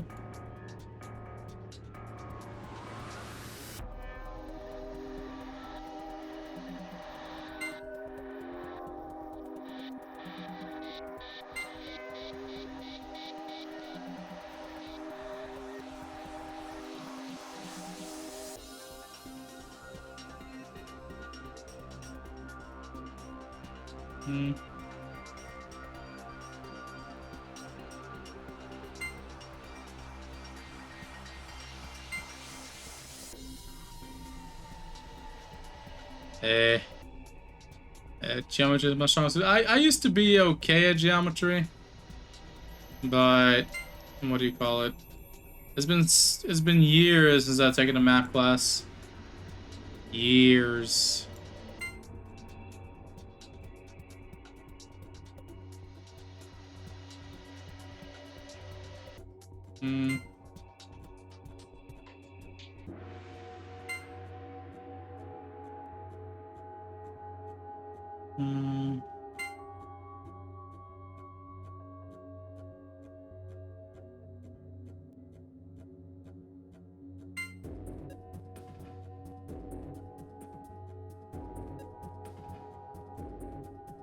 That's gotta be it.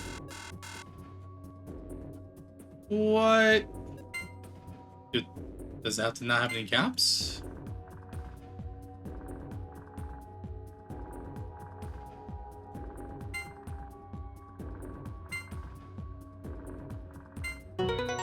Oh, that makes sense. No gaps, I guess. God. It wasn't the fact that it was hard to, like, figure out that you needed a trapezoid. What was hard was controls. Like, those are some jank controls. Thank you, Short Draws. Like, just, oh shit. Hold on, my wrist cramped. Oh yeah, who's the man? That was amazing. How'd you do it? That puzzle's really hard. Hold on, Sigma. That was pretty impressive. So what do we get? Look. There's something on the screen. IILP. What does that mean? Well, it's 4 letters, so...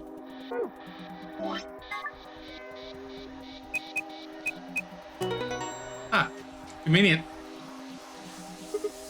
Phew. Looks like it worked. Good job. That was awesome. The screen changed. Blue. We got it. Okay. Hey, looks different than before. Symbols are different and they're in different places. Okay. When do we get to use a slingshot? I never found ammo for the slingshot.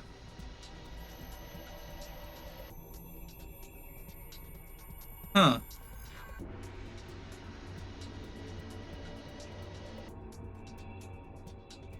Yeah, there's nothing I can do about it. Oh well. Let's just open it up. Save just like before. Alright. Let's check the director's office. Star, star, sun.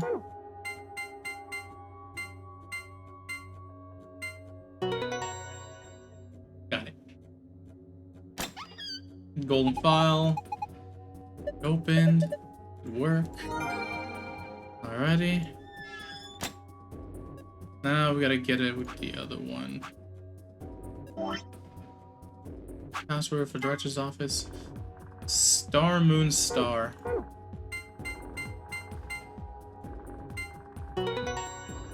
Alrighty. Complete. Director's office wasn't so bad, actually. Phew. It's open. It's kind of empty this time. Yeah, there are only 2 things in here. First we got Amidex's key room. There's star cards, yep. 2 of them. Take one, let's take the other. Alright. Alrighty, and the other thing is the key, as usual. Let me get out of here. Great, no point in sitting around, let's go. That computer though. Old computer, keyboard doesn't seem to work, can't do anything. Might as well leave it alone.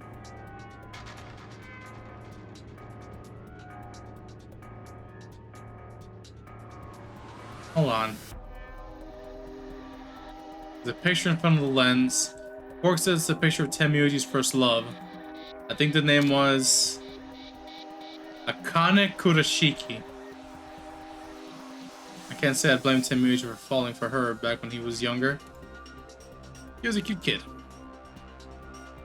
He's not just leave the picture behind, is he? Door lock. It says lock right now. Actually, I'm gonna save just in case like I lose this connection or something. Okay. Yeah. Go for it. Alright. 3, 2, 1. You found it. Yes, sir.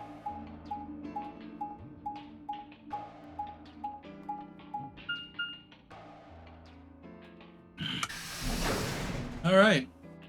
So far, so good.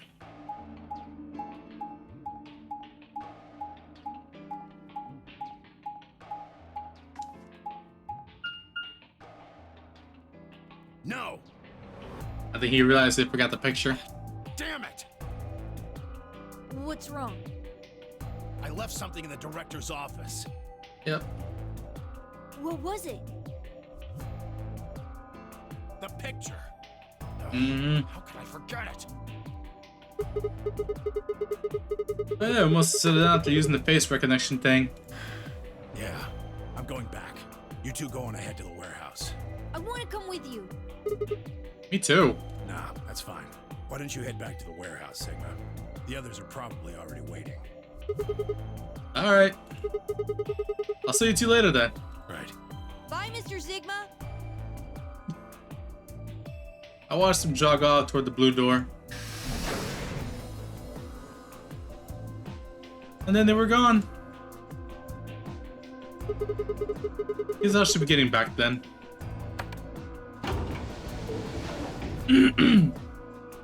Alrighty.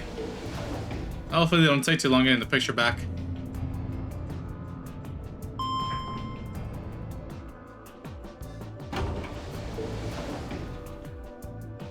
A picture of his first love, Akane Kurashiki. Who is this guy? That is not Junpei. Junpei couldn't have aged in like 2 or 3 years. Not like that. But then again, how long were we actually knocked out for? I stepped into the warehouse to find all the other teams already there. Kay and Luna, Bai and Clover, and Dio. The moment Dio spotted me, he dashed over to the rightmost AB room and slid his card through the reader. That asshole. Didn't even see Temuyuji or Quark.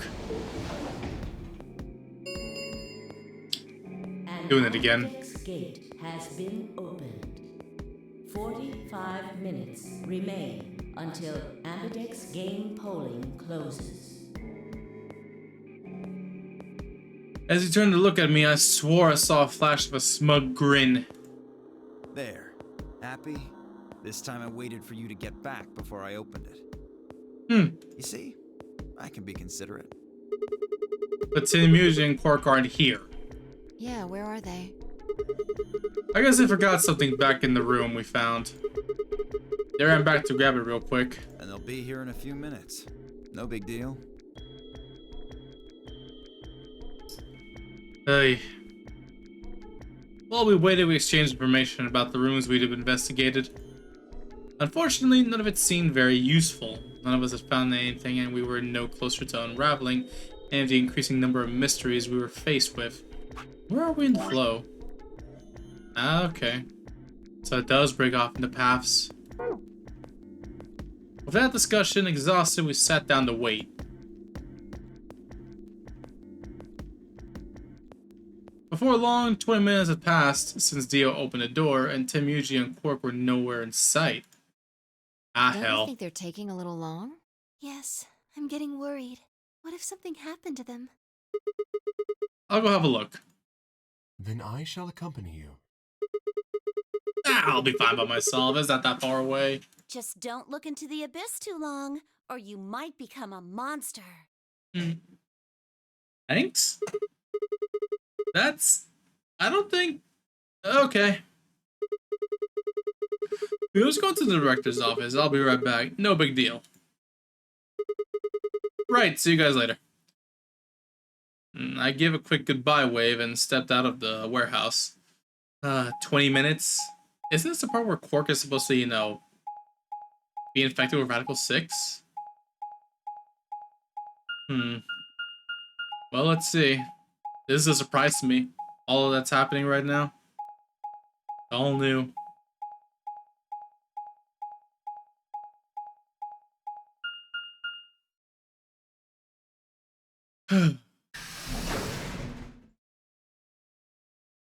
Director's office. Oh, please be okay.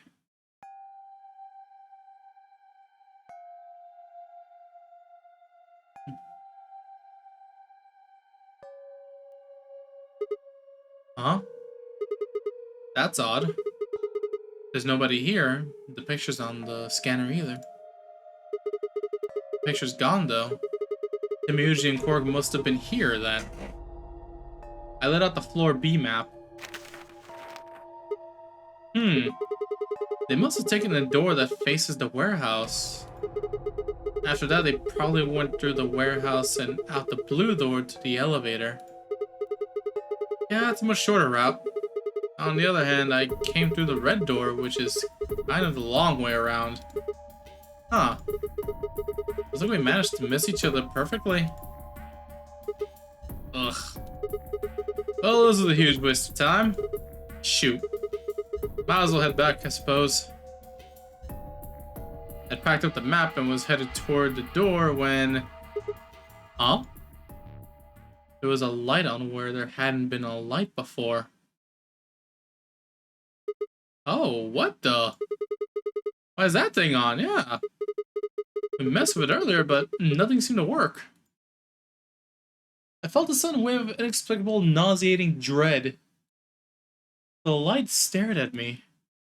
I swallowed and edged cautiously toward it. The machine was in arm's reach now. I stretched my hand out toward it. Slowly. So, you finally made it. What in the Sam hell is this? Is that Timuji? With an eye patch? A monocle? And why is he dressed like a Warhammer 40k commissar? No, you're... I am Zero. No way. Oh, holy shit. Spoilers, shirt draws! Spoilers! I was the one who brought you here. You undoubtedly have as many Look away! questions for me Spoilers! as there are stars in the sky. Oh, what the? Apparently this is Zero? As you can see, however, this is only a recording. Great. I will therefore be unable to directly answer any questions. Ask if you wish, but I cannot respond. Ugh. I considered taking a swing at him, but decided that was spectacularly futile and kept my balled-up fist at my side. Now, where to begin? There are many things I wish to tell you, but unfortunately, our time is limited.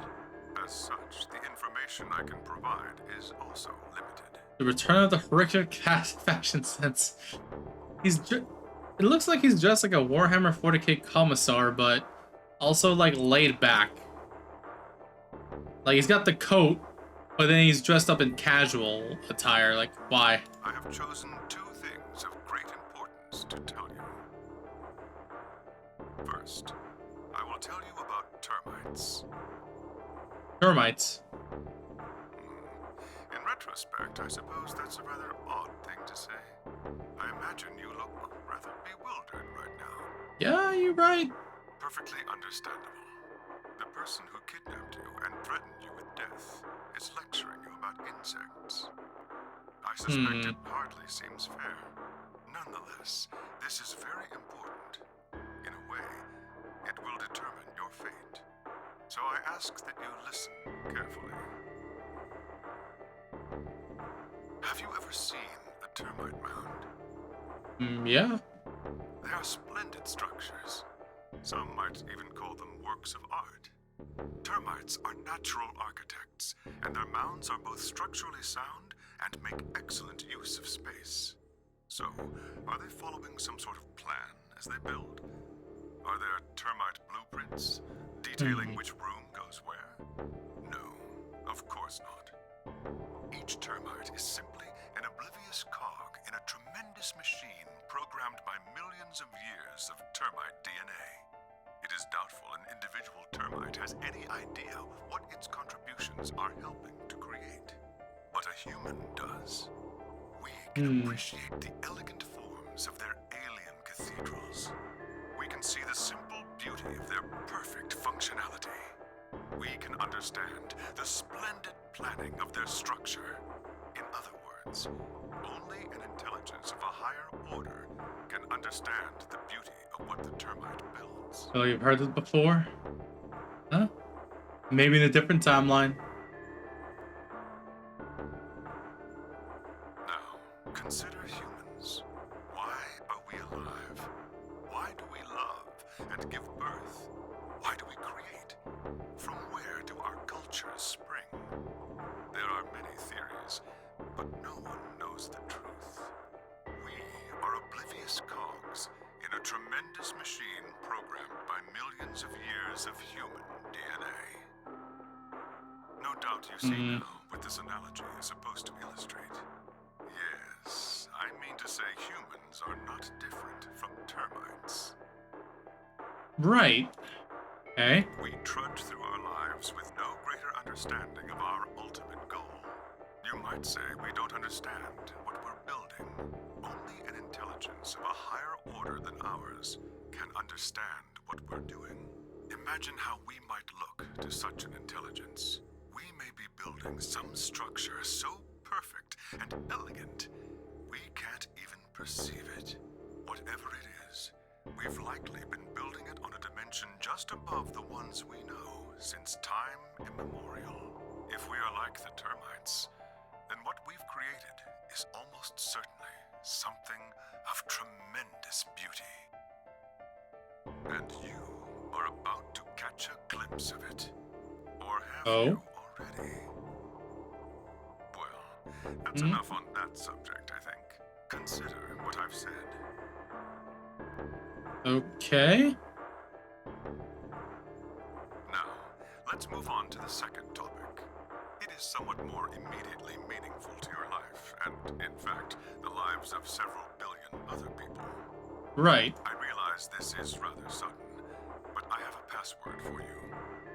It is the password to disarm the bomb, numbered 1. Really now? I would like that. Bomb? Oh yeah. In this timeline, we don't know about the bombs. Are you ready? Yeah. I will only say this once, so pay close attention.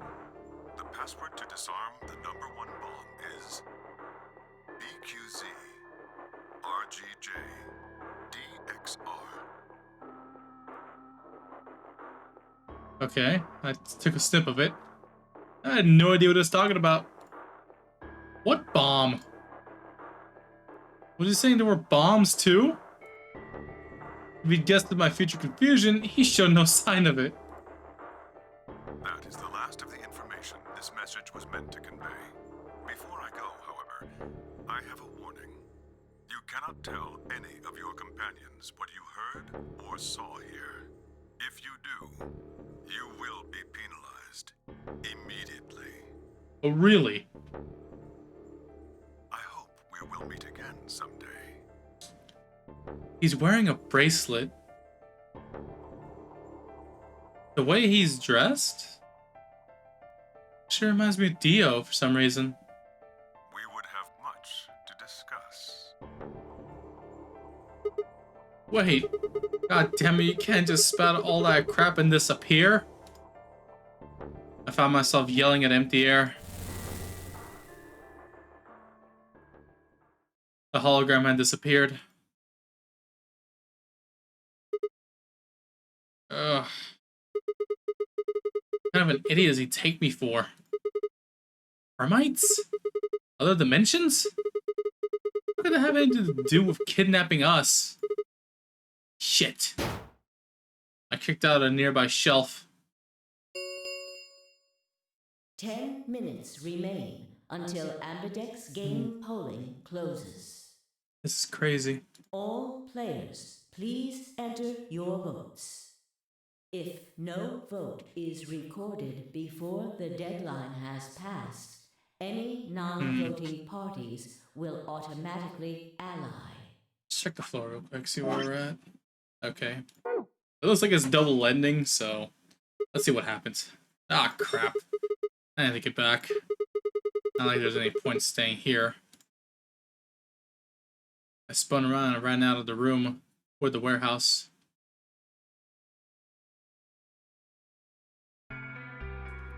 Grandpa! Look! Mr. Sigma's back! Took you long enough. Huh.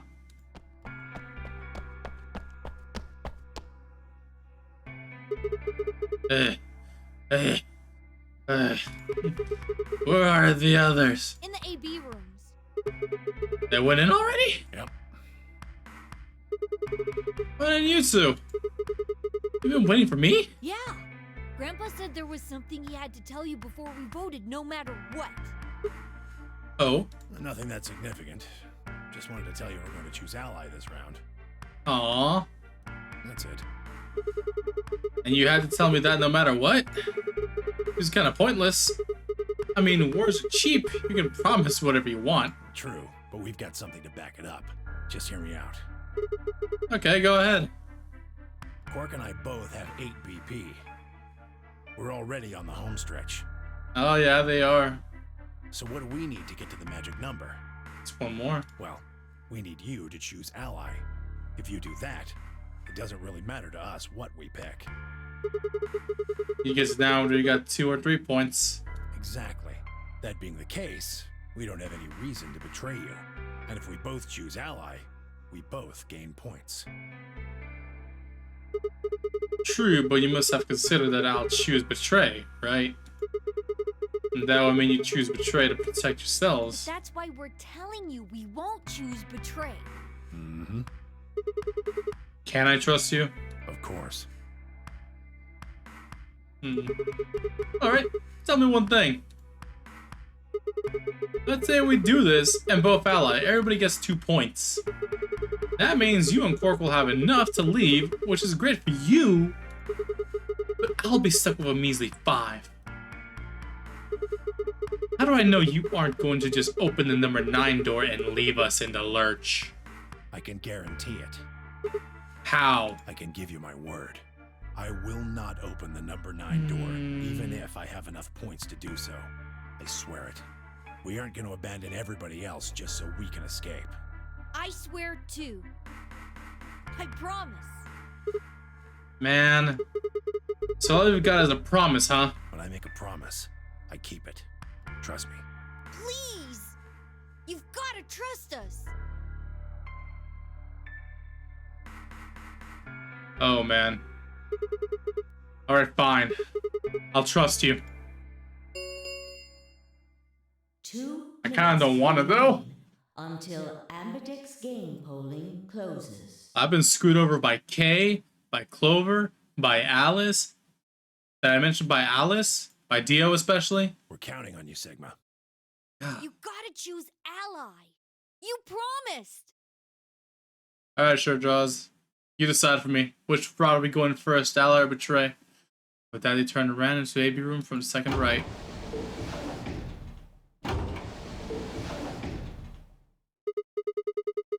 Well, I guess I should get moving. Ally? Alrighty. I'm gonna do a save right here as well. You trust Cork? Court? Nah, it's fine to call him Court too. He is pint size. Oh man. Alright, let me save. Save. 1 minute Yeah, autocorrect until sucks. Ambidex game polling closes. And let's do a save here. Okay. I had a decision to make. Should I trust Quark and Temiyuji? Well, I could believe they were telling the truth and still betray them. That would bring my BP to 6. But I'd be that much closer to 9. And choosing betray would guarantee that they wouldn't try and escape without the rest of us. Betrayal seemed like the safe bet. But Please! You've got to trust us. You've got to choose ally. You promised. Temiyuji, I could betray easily enough. With Quark? What the hell was I gonna do? 10 seconds remain until Ambidex game polling closes. 9, 8. Well, 7, we're gonna go the ally route first. 5, 4, 3, 2, 1. Ally it is.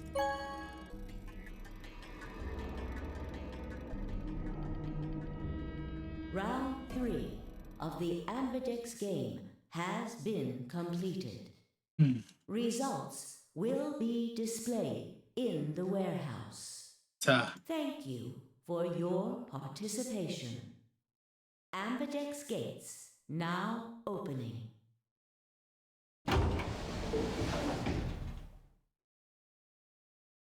Okie day.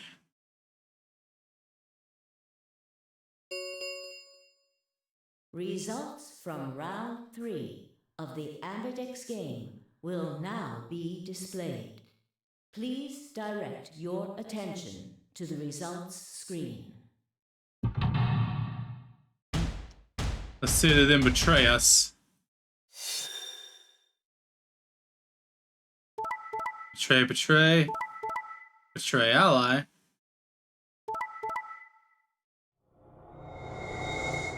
You evil sons of bitches! Wow. Wow.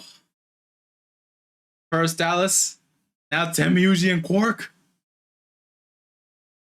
Wow. This one I don't trust nobody, man. Oliver's getting out too. These motherfuckers. Points have been assigned or subtracted accordingly. I literally have 1 point left, but they're gonna walk out the damn door. If not them, then Clover will. Please check your bracelet to see your updated bracelet points.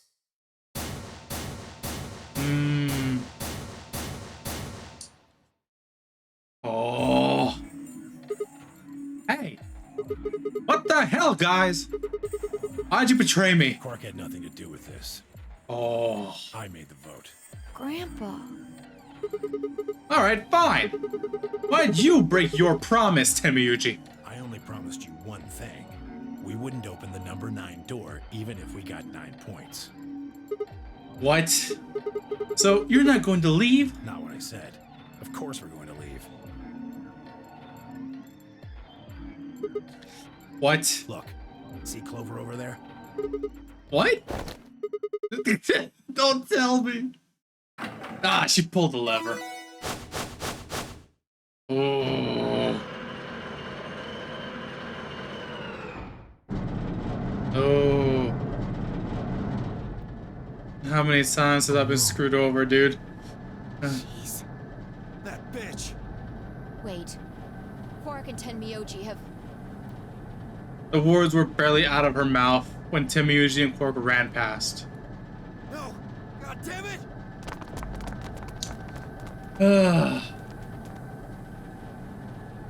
Clover, are you really going to leave? Well, yeah. Why else would I open the door? But why? I'm going to go call the others, so we can capture Zero Senior. Tenmyoji, are you and Quark going too? Yeah. Sorry about that. Sorry, everybody. Yeah, I'm sure y'all are. So Sigma, happy? No! I kept my promise. Clover opened the door, not me. I hope you die, you old fart. Oh, am I happy? That's some shady shit, Timuji. You say so. I have to get out of here, and that's that. He's got to pay for what he's done. He? Who's he? Zero. You mean you know who Zero Senior is? Yeah. Huh? No point keeping it a secret now, I suppose. I know exactly who Zero Senior is. Who? Who? What? Tell me before you leave. I need to know. The number 9 door has been opened. Oh my goodness. He's gonna walk out the damn door. It will remain open for 9 seconds. Let's go. Come on, guys. Time to move. Right. Oh, wait! This is for you, Mr. Sigma. Okay. Quark held something out. I looked down to see 2 pieces of folded paper. What is this? It's a letter. I wrote it in the director's office before the AB game. I wanted to tell you what kind of guy Grandpa is. Uh-huh. So, read it, okay?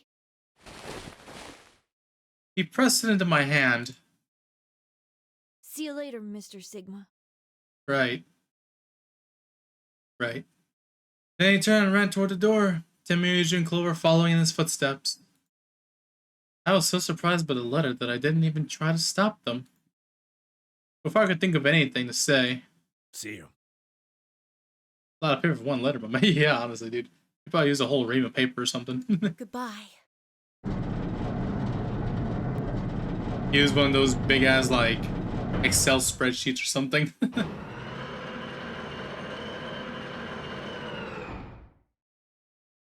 Damn.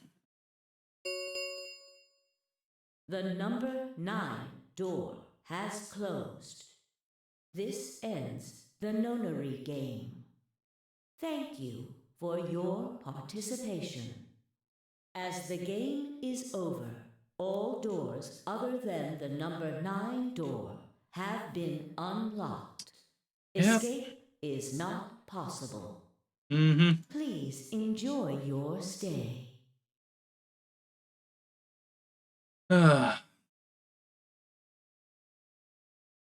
Shit! They're gone. All we can do now is hope they bring help back. Indeed. I agree.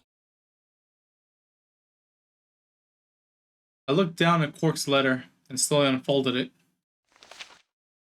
His handwriting was still slightly uneven, but he'd filled both pages with writing. I began to read. Let me take a drink. Quick. It was a really stormy day when he found me. He said the rain was coming down so hard it almost hurt, but somehow he managed to hear a baby crying. I guess it must have been crying pretty loud. He took me home and did his best to raise me, but he'd never been married or had a kid before, so I think it was really hard for him. He couldn't figure out how to mix the formula, so he was always carrying the directions around with him. Also, I guess I was a pretty picky eater, so if he didn't get the water to formula ratio just right, I wouldn't eat it. I guess I was kind of a pain, huh? But he didn't give up, and now here I am. When he found me, I was really, really small, and he was worried that I might not make it. That's why he named me Quark. Quark is a really, really small thing, and I was really, really small too. Grandpa didn't need to worry though, because it turned out that I was pretty tough. When I was 1, he forgot I was sleeping in the bed of his truck and drove off. I rolled out and went off the back, but I didn't even get scratched. I started walking when I was 2, and when he wasn't looking, fell down the stairs. Yikes. I didn't get hurt then either. When I was 3, I got really sick. I had a super high fever for a week, but eventually I got better. I guess you could say I'm pretty lucky. Anyway, I didn't really have any more accidents after that. And I was a pretty healthy kid. By the time I was 6, I'd started helping Grandpa out with his work. His job was to gather junk from abandoned buildings. Then he'd fix it up or pull out the useful parts and sell them. There were plenty of abandoned buildings, but finding good stuff in them was hard. You had to know which parts were useful, or you could end up wasting a bunch of time. Every time I'd find something, he'd explain to me what it was, how it was supposed to work, how to fix it, all sorts of things. Usually though, I just wanted to finish up work so I could go to the theater. The theater came to our town once a week in a wagon. They'd show old news or movies. I went every single week, but Grandpa only went once in a while, and he'd only go weeks when they showed movies. Oh, I know Grandpa definitely likes his movies, alright. Oh yeah, I didn't know that I'd been adopted until I was 7. Okay.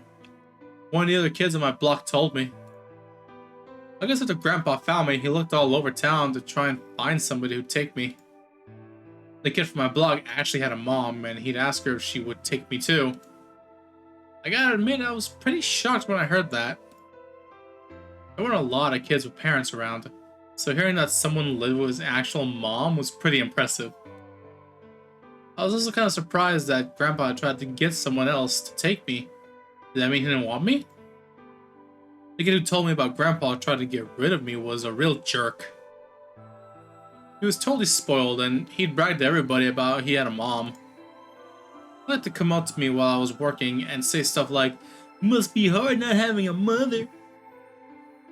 It never bothered me before, but after I found out that Grandpa had adopted me, I started to think that maybe he didn't really want me. If I could work on my own, then he could get rid of me. I was scared to know the truth, so I never asked him. Then one day he took me to a bar in our neighborhood. Alright. During the day, of course. Oh, okay. He went there sometimes to drink scotch, but I'd never gone before. When we got in, he just walked up to the counter with that grumpy look he has, and I thought, oh no, he's gonna make me work here. But I was wrong. I saw him pass me to the bartender, and then he picked me up and set me down on a stool next to the counter. 10 out of 10 parenting. I do remember a couple of times my dad did take me to a bar. The stool was pretty high, especially for a 7-year-old kid, and my legs just dangled off of it. It seemed really, really high to me, and I was pretty nervous. Eventually, the bartender came back over with a glass of scotch and another big glass full of something else. As I looked closer, I realized that the second glass was full of some sort of brown liquid with a scoop of ice cream in it. I had bought him a root beer float. It took me a minute to realize what it was. Root beer float. I'd never seen one before. I was so surprised. Root beer was even more expensive than the nicest alcohol at the bar. What the shit? It's a soda, dude? To me and the other kid, it seemed more like an urban legend than a real drink. But there it was, right in front of me. I stared at the float. I still wasn't sure it was real at that point, and then turned to look at Grandpa. He looked back at me. I didn't know what to do, so I turned to the bartender. He'd already turned around and moved off, though, so I figured he must have put the glass down in front of me on purpose. It still didn't seem like it could be real, and I was just staring at it when Grandpa told me to hurry up and drink it before the ice cream melted. His gruff voice sounded like an angel's. "Is this really mine?" He nodded. Words can't describe how awesome it was. I'd never tasted anything like root beer before. The creamy sweetness of the ice cream made my entire head feel light. I felt like the luckiest boy in the whole world. That's not an exaggeration, I really thought that. The root beer float was delicious, but what made me even happier? Grandpa. When I looked over at him, he was smiling. I know that's gotta be hard for you to imagine, but he really was. Right then, I didn't care whether he just found me and adopted me or not. He bought me a root beer float. Dad made me way luckier than some kid who had a mother but had never tasted beer. Or root beer, whoops. Of course, after we left the bar, he was the first kid I bragged to. So Grandpa and I were doing pretty good. Until the fight. I was in a super bad mood that day. I tore one of my shoes that morning, and some old drunk guy had yelled at me. All the junk I found was totally useless. The day was almost over and I was fed up, so I just grabbed some random trash and took it back to the house. When I showed him what I found to Grandpa, he frowned. He started going through each thing I brought back, explaining why they were all useless. I got really mad and just yelled, "I don't care!" Then he got mad and I couldn't take it anymore, so I ran away. I was pretty upset, and I started thinking that maybe Grandpa had only adopted me so he could raise me to work and make money for him. After a while, I went and hid in an abandoned building, but by then I started to calm down and think that maybe I should go back and apologize. It started raining pretty hard though, so I decided I should wait for it to stop. But that was his excuse. The truth was that I was nervous. Part of me knew I'd done something wrong, but I didn't want to admit it. The rain didn't stop, so I just sat there, staring out at the gloomy gray sky. I imagined Grandpa coming to get me. It kept raining all night, and he never showed up. I gave up waiting and decided it was time to go home. I was about halfway there when I heard somebody groaning. At first I thought I should just ignore it and not get involved. But I went over anyway, and it was Grandpa. He was totally soaked, and I could tell right away he'd been there for a really long time. I yelled, and he opened his eyes a little bit. He smiled weakly and said he was glad I was safe. He spent all night out in the rain looking for me. I felt awful. Grandpa had been out in the rain looking for me so long that he'd collapsed. Damn, that was horrible. He'd heard me crying in the rain, but I hadn't heard him. As I ran to get the doctor, I promised whatever god might be listening that they would only save Grandpa. I'd never ask for another root beer float ever again. He got a real bad fever and his temperature wouldn't go down for days. The doctor said if it kept up, he'd die. If he died, then I'd be all alone. There wouldn't be anybody left to care about me. The thought of that happening terrified me.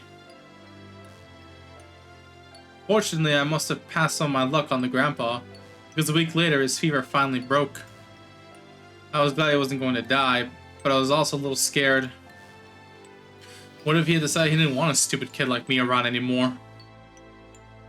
My plan was to apologize as soon as he woke up, but when the moment came, my brain just stopped. Grandpa started to talk, and it took me a minute to realize he was apologizing. I don't know what to think of it. He explained that he was an old man, that he meant he was probably going to die sooner rather than later. He was strict with me because he wanted to make sure I'd be able to make it on my own after he was gone. But maybe he'd been a little too strict. All the things I worried about had been stupid and selfish. Grandpa cared about me a whole lot. He'd been worried when I ran off, and he'd gone out into the rain to look for me. I tried to apologize, but when I opened my mouth, I just started crying. I don't think I've cried that much since I was a baby. But he just smiled and patted my head. I asked him if he'd ever regretted adopting me. His eyes got all wide and he said, "Of course not." He told me that he was looking for a really important lady, and because of that, he'd have to give up on pretty much everything else in his life. But when he took me in and started raising me, he felt like he'd gotten somewhat of what he lost back. That was when I decided to stay with him forever. He even said I couldn't.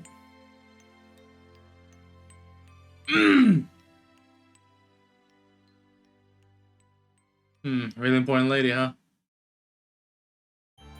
Honey, who else?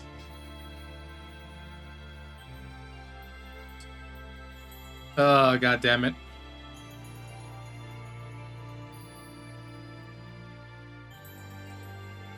That was a really good letter, actually. Kinda makes me forget that I'm mad, you know? That they left me behind.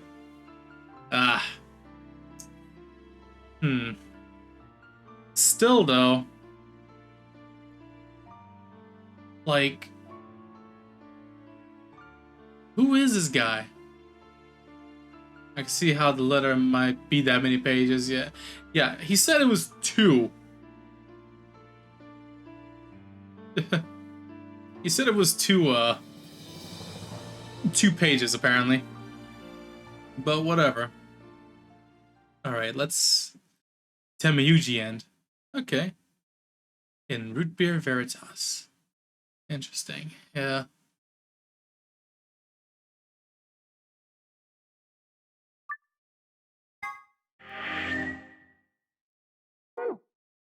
Alright. Well, let's see what happens if we hit Betray then. I respect the old man now. I definitely respect him.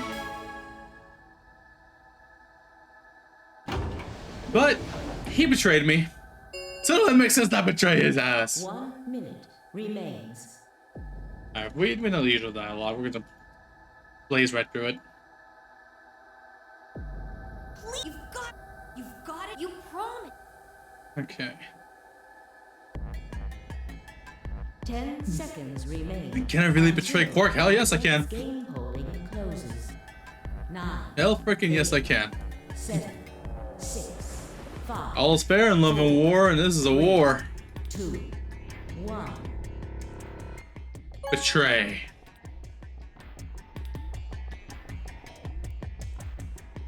Round 3 of the Ambidex game has been completed. Results will be displayed in the warehouse. And what's the worst part? He didn't even tell us who 0 was. Thank you Damn for it. your participation. Ambidex game.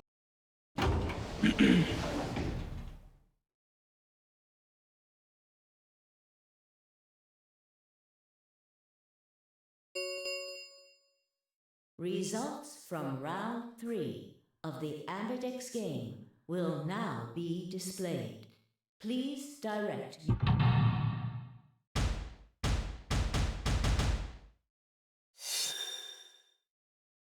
Let's see if anything changed. Betray, nothing changed. Betray ally. Betray. Only Clover leaves. Damn it.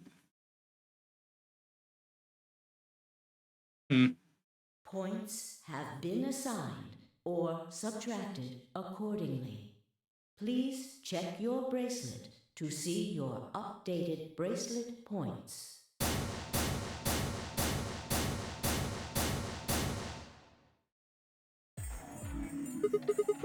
Hey, what's the deal? Quark had nothing to do with it. I entered the vote. So why'd you choose Betray then? Couldn't I ask you the same thing? Oh man, you an interesting old guy, you know that? I don't really think this is the time for a fight, though. Look, Clover's over by the door. I'm surprised they don't, like, you know, crab mentality here and just grab her and, like, hold her down so she can't escape. What? They did that the same in one ending. Oh, yeah. Damn. That really is an ending right there.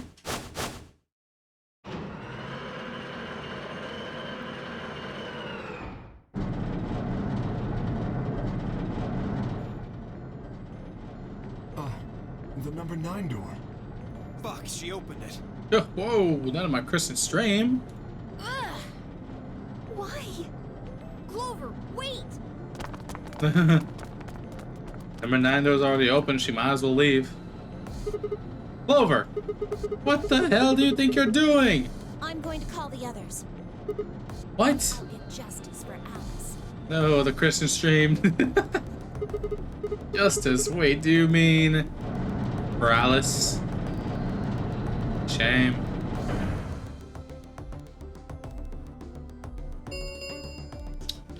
The Real number shame. 9 door has been opened.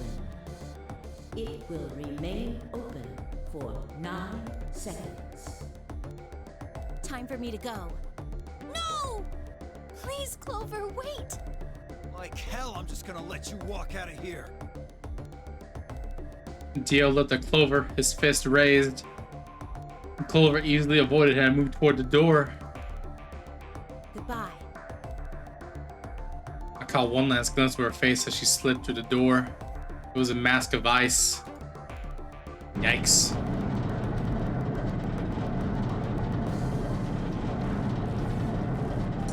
Oh well.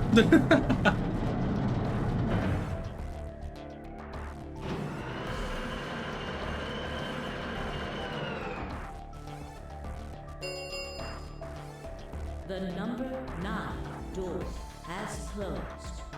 This ends the Nonary game. Thank you for your participation.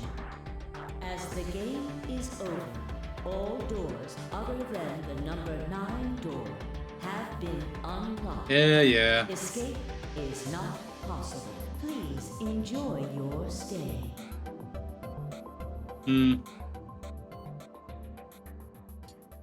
Whoops. Oh well. That's just a game over screen. Okay then.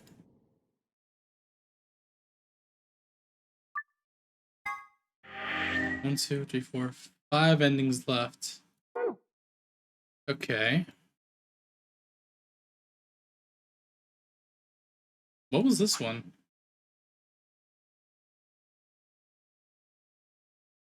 Oh yeah, I'm missing something. Yeah, 34 hours. 34 long hours. Yeah. I'm enjoying it though. I will tell you one thing, 999, a lot shorter of a game. It's because there aren't that many routes compared. You know, it's a longer tree and now wider. This one's wider. And because of that, like, you see all these different colored doors, you get through a lot, and you see, like, all the novels down there, you get a lot of the same dialogue over and over again. Sometimes I read it out, sometimes I don't. For these ones at the end, I kind of just blaze through them, you know? Okay, we got Clover's End.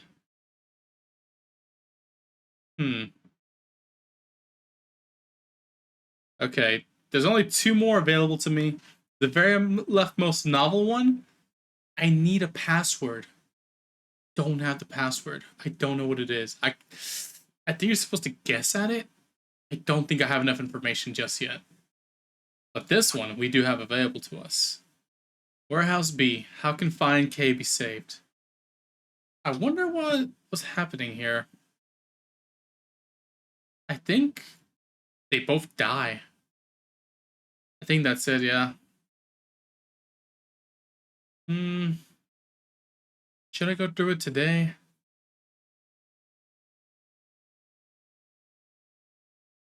Yeah, I'll go through it today. I got time. We'll make the jump now.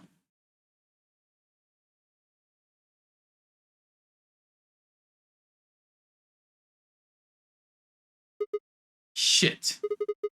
They're not here. Maybe they did go through the door, like Kay said. With Quark's bracelet? Or... Oh, and this time I think Quark was supposedly dead. Or what? Oh, come on, man. You better not give me that maybe they're already dead crap. I got enough of it from Dio. You gotta be kidding me. This isn't funny, Fi. If you're right, then you, Kay, Quark, and I are the only people still alive in here. Hey, lay off. I want to believe they're alive too. But... We heard a noise and turned. And this one, a lot of people are dead too. I apologize for keeping you. Okay. Did you get Dio's bracelet?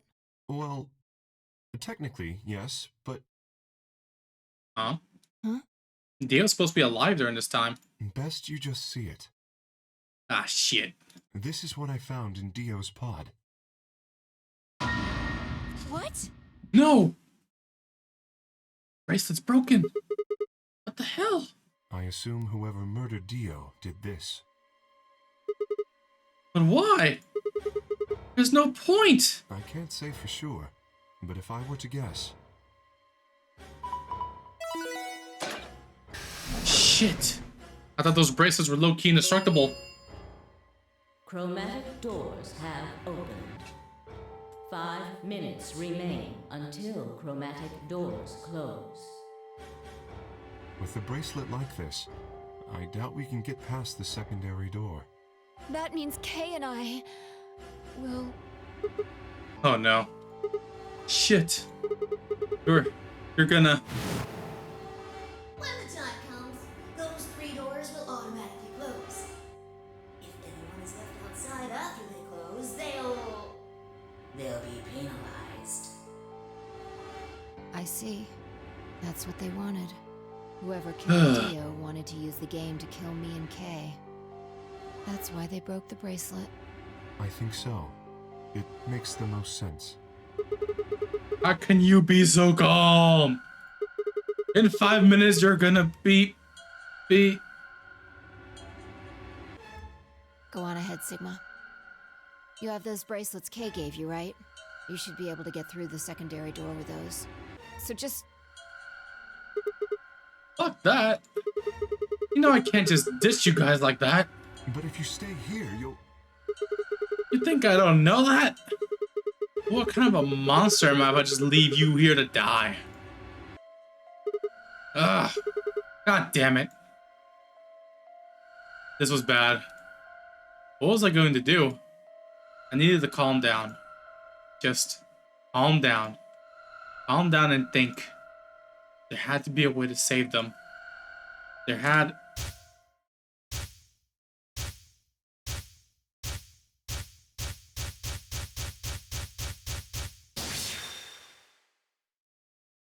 The first is an anesthetic called soporil beta. The other is a muscle relaxant called tubocurarine. Huh? Your bracelet also has a bunch of needles on the inside.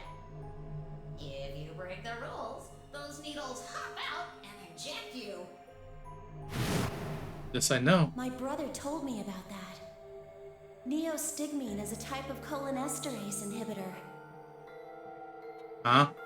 That means it's sort of an antidote for tubocurine. Thank you, Snake! I knew it! Give it back. I found it, so it's mine. Oh, man.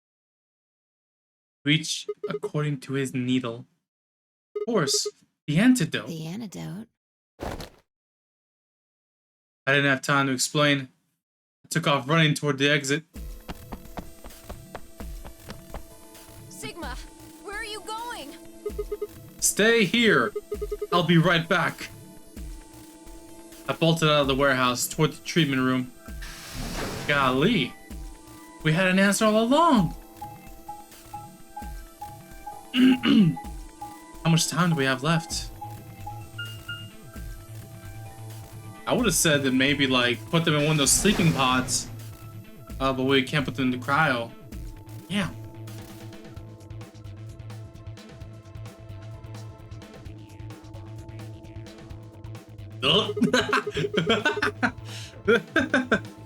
I think Dio put it in his pocket. I forgot. I forgot that's how he died. Whoops. Come on, come on, come on. Please still have it.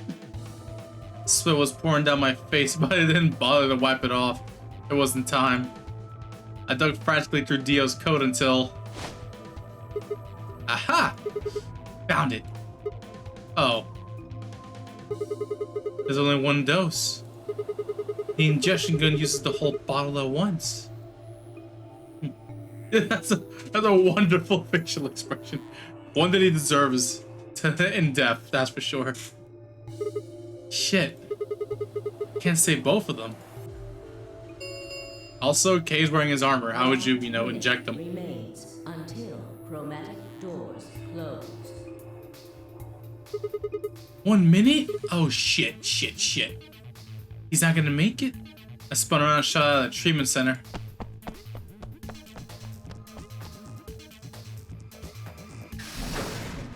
Three, 2, 1. Chromatic doors. Oh closing. man.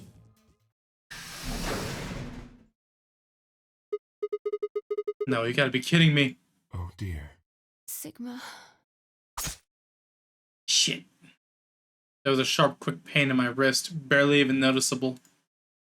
I couldn't feel anything flowing into my veins, but I knew it was there. First would be anesthetic Soparil. Damn. I blinked and my vision started to blur. When I tried to think, it felt like my mind had been stuffed with cotton. My legs began to wobble, then gave out entirely as I crumpled to the floor. No. I couldn't fall asleep. I had to give one of them the antidote before my bracelet injected me with tubercularine. With every ounce of strength I could muster, I forced my eyes back open.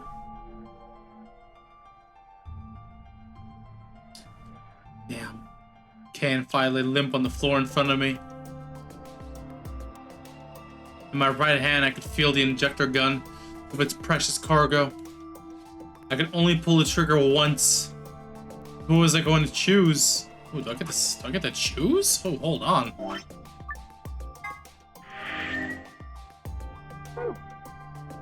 Fi or Kay? No, what was I thinking? There was only one answer. Fi. I didn't even have a choice. After all, Kay's entire body was covered in impenetrable metal. Yep, I thought so. I'm sorry, Kay. I summoned up as much energy as I could and dragged myself toward Fi.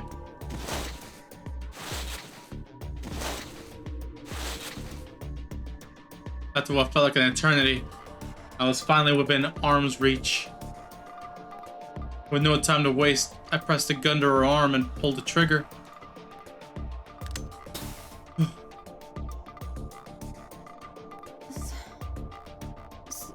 Sigma.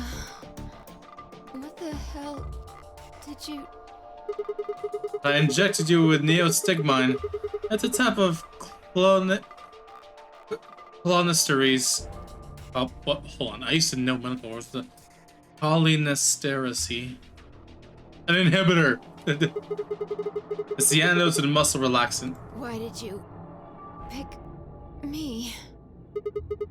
Because I can't use the injection gun on Kay.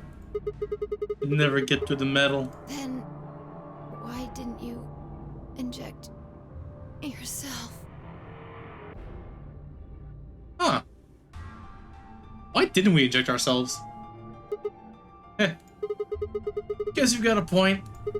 Honestly, didn't even cross my mind. You're the biggest idiot on the planet. Sigma's got a harder goal at the very least. Hey, come on. Is that any kind of thing to say to somebody who's about to die? How about something more tender? No. Screw this. I don't want to live if it means being in debt to you. Sigma is dumb, part 300. Okay, he was dumb, but it's not exactly that dumb. I consider more like self-sacrifice. What he did was noble, in my opinion. No goddamn way. I'm not gonna... Her words slurred and slowed and her eyes fluttered, closed. She wasn't dead, of course. I could hear the faint sound of her breathing and see her chest rise and fall. Good, Fi's gonna be alright. But Kay, well... I looked over in his direction. And that was when I noticed it. Open. There's a hole here on the back of your head. Yeah, it looks like you insert something. It says open, so maybe you put some kind of key in there. You could open up the suit and take the mask off. Wait. Then he... But when could he have...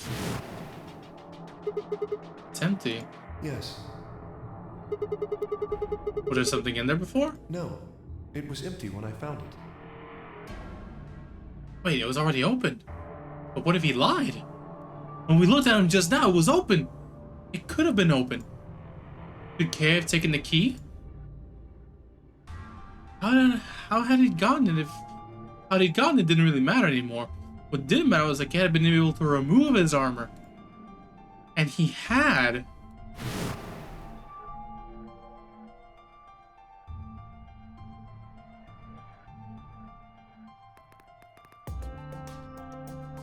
He never took a nap.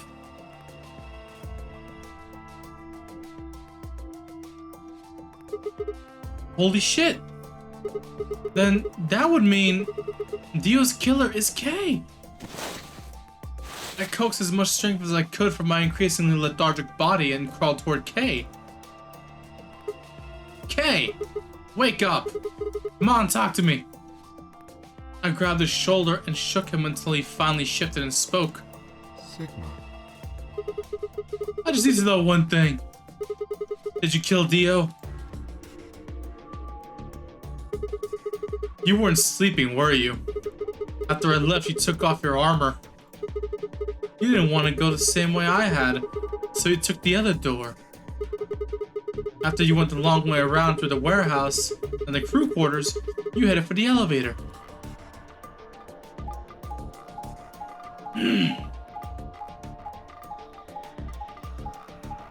What the hell? I remember this timeline a little bit. He said he was gonna take a nap in the lounge. He never did. I bumped into Fi and we went back to the lounge to check on you. We saw you. Or we saw your armor, I guess. But then you would have been out of it. While we were in the lounge, you went to the treatment room and killed Dio. He must have turned off the oxygen to his pod, although you probably didn't stick around to make sure he died. I'm betting you were in a hurry to get back before Fi and I noticed something was up.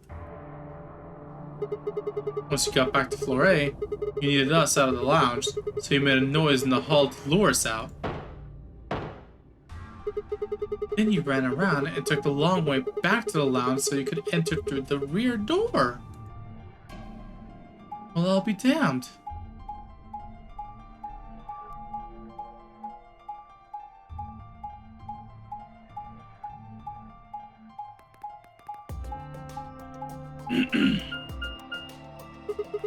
Once you were there, you put your suit on again and waited for us. As soon as we found Dio's body, we did exactly what you expected. Okay, wake up. Something's happened. You pretended to wake up very disoriented and confused. Oh, what is it? Come on, Kay. I'm almost out of time. Did you kill Dio? Yes. I thought I stuck up for this guy too. Your reasoning is correct. I killed him. Why? Because I couldn't forgive him. Forgive him? He took the life of someone very important to me. I couldn't. Who did he kill? The old woman. Oh yeah, that one he did kill for sure. I remember that. What? She was like mother to me. Oh. She showed me how to see meaning in my life. Wait, are you saying? Yes, I am. She was the woman who came here when I was 18. Huh. Okay. It's been a while since I thought about this old lady too. Whoa, hold on. What do you mean here? He lived here. Unfortunately, we are out of time. There's something I have to tell you. I made a promise that you would hear it. Do you understand? This is very important. You must pay attention. You cannot forget.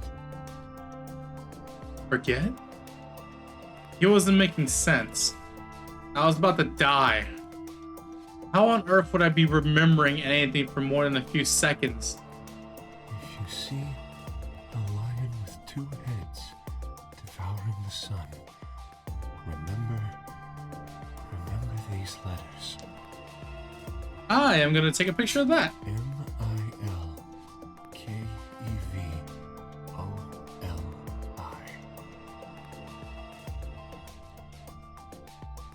Milkevely? This will open the second gate. The second gate? What the hell? Hey! Kay! Who told you to tell me this? No! Who are you? Show me! Show me who you really are. Take off the mask, dude. I grabbed hold of Kay's mask and tore it off. Who is this? What? Sigma? Nah, that's impossible. No. That face. It's my face. I felt a sharp pain in my left wrist and my body collapsed unceremoniously. Second drug. Turbocurine.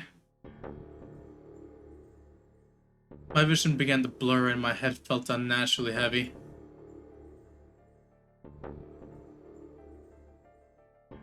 The world faded away and my consciousness slipped down into the cold, dark waters of nothingness. What the shit? That was Sigma's face. Dude, what the hell? That's some heavy shit, Doc. Wow.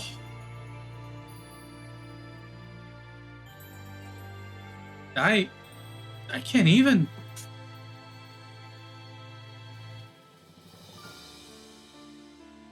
I genuinely cannot think of what the hell's going on now. This is crazy.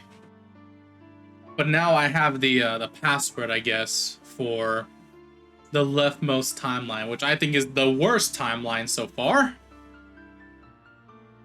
Huh. Because in that timeline, it's just Sigma and Phi. The other one's still alive. Just don't know. There's two Sigmas.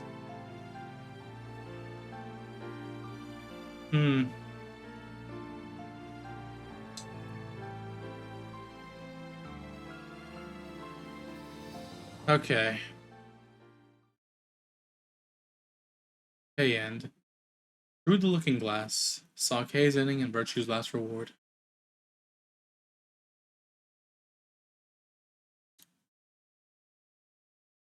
Wow.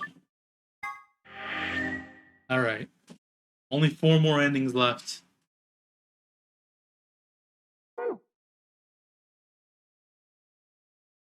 Okay. 1,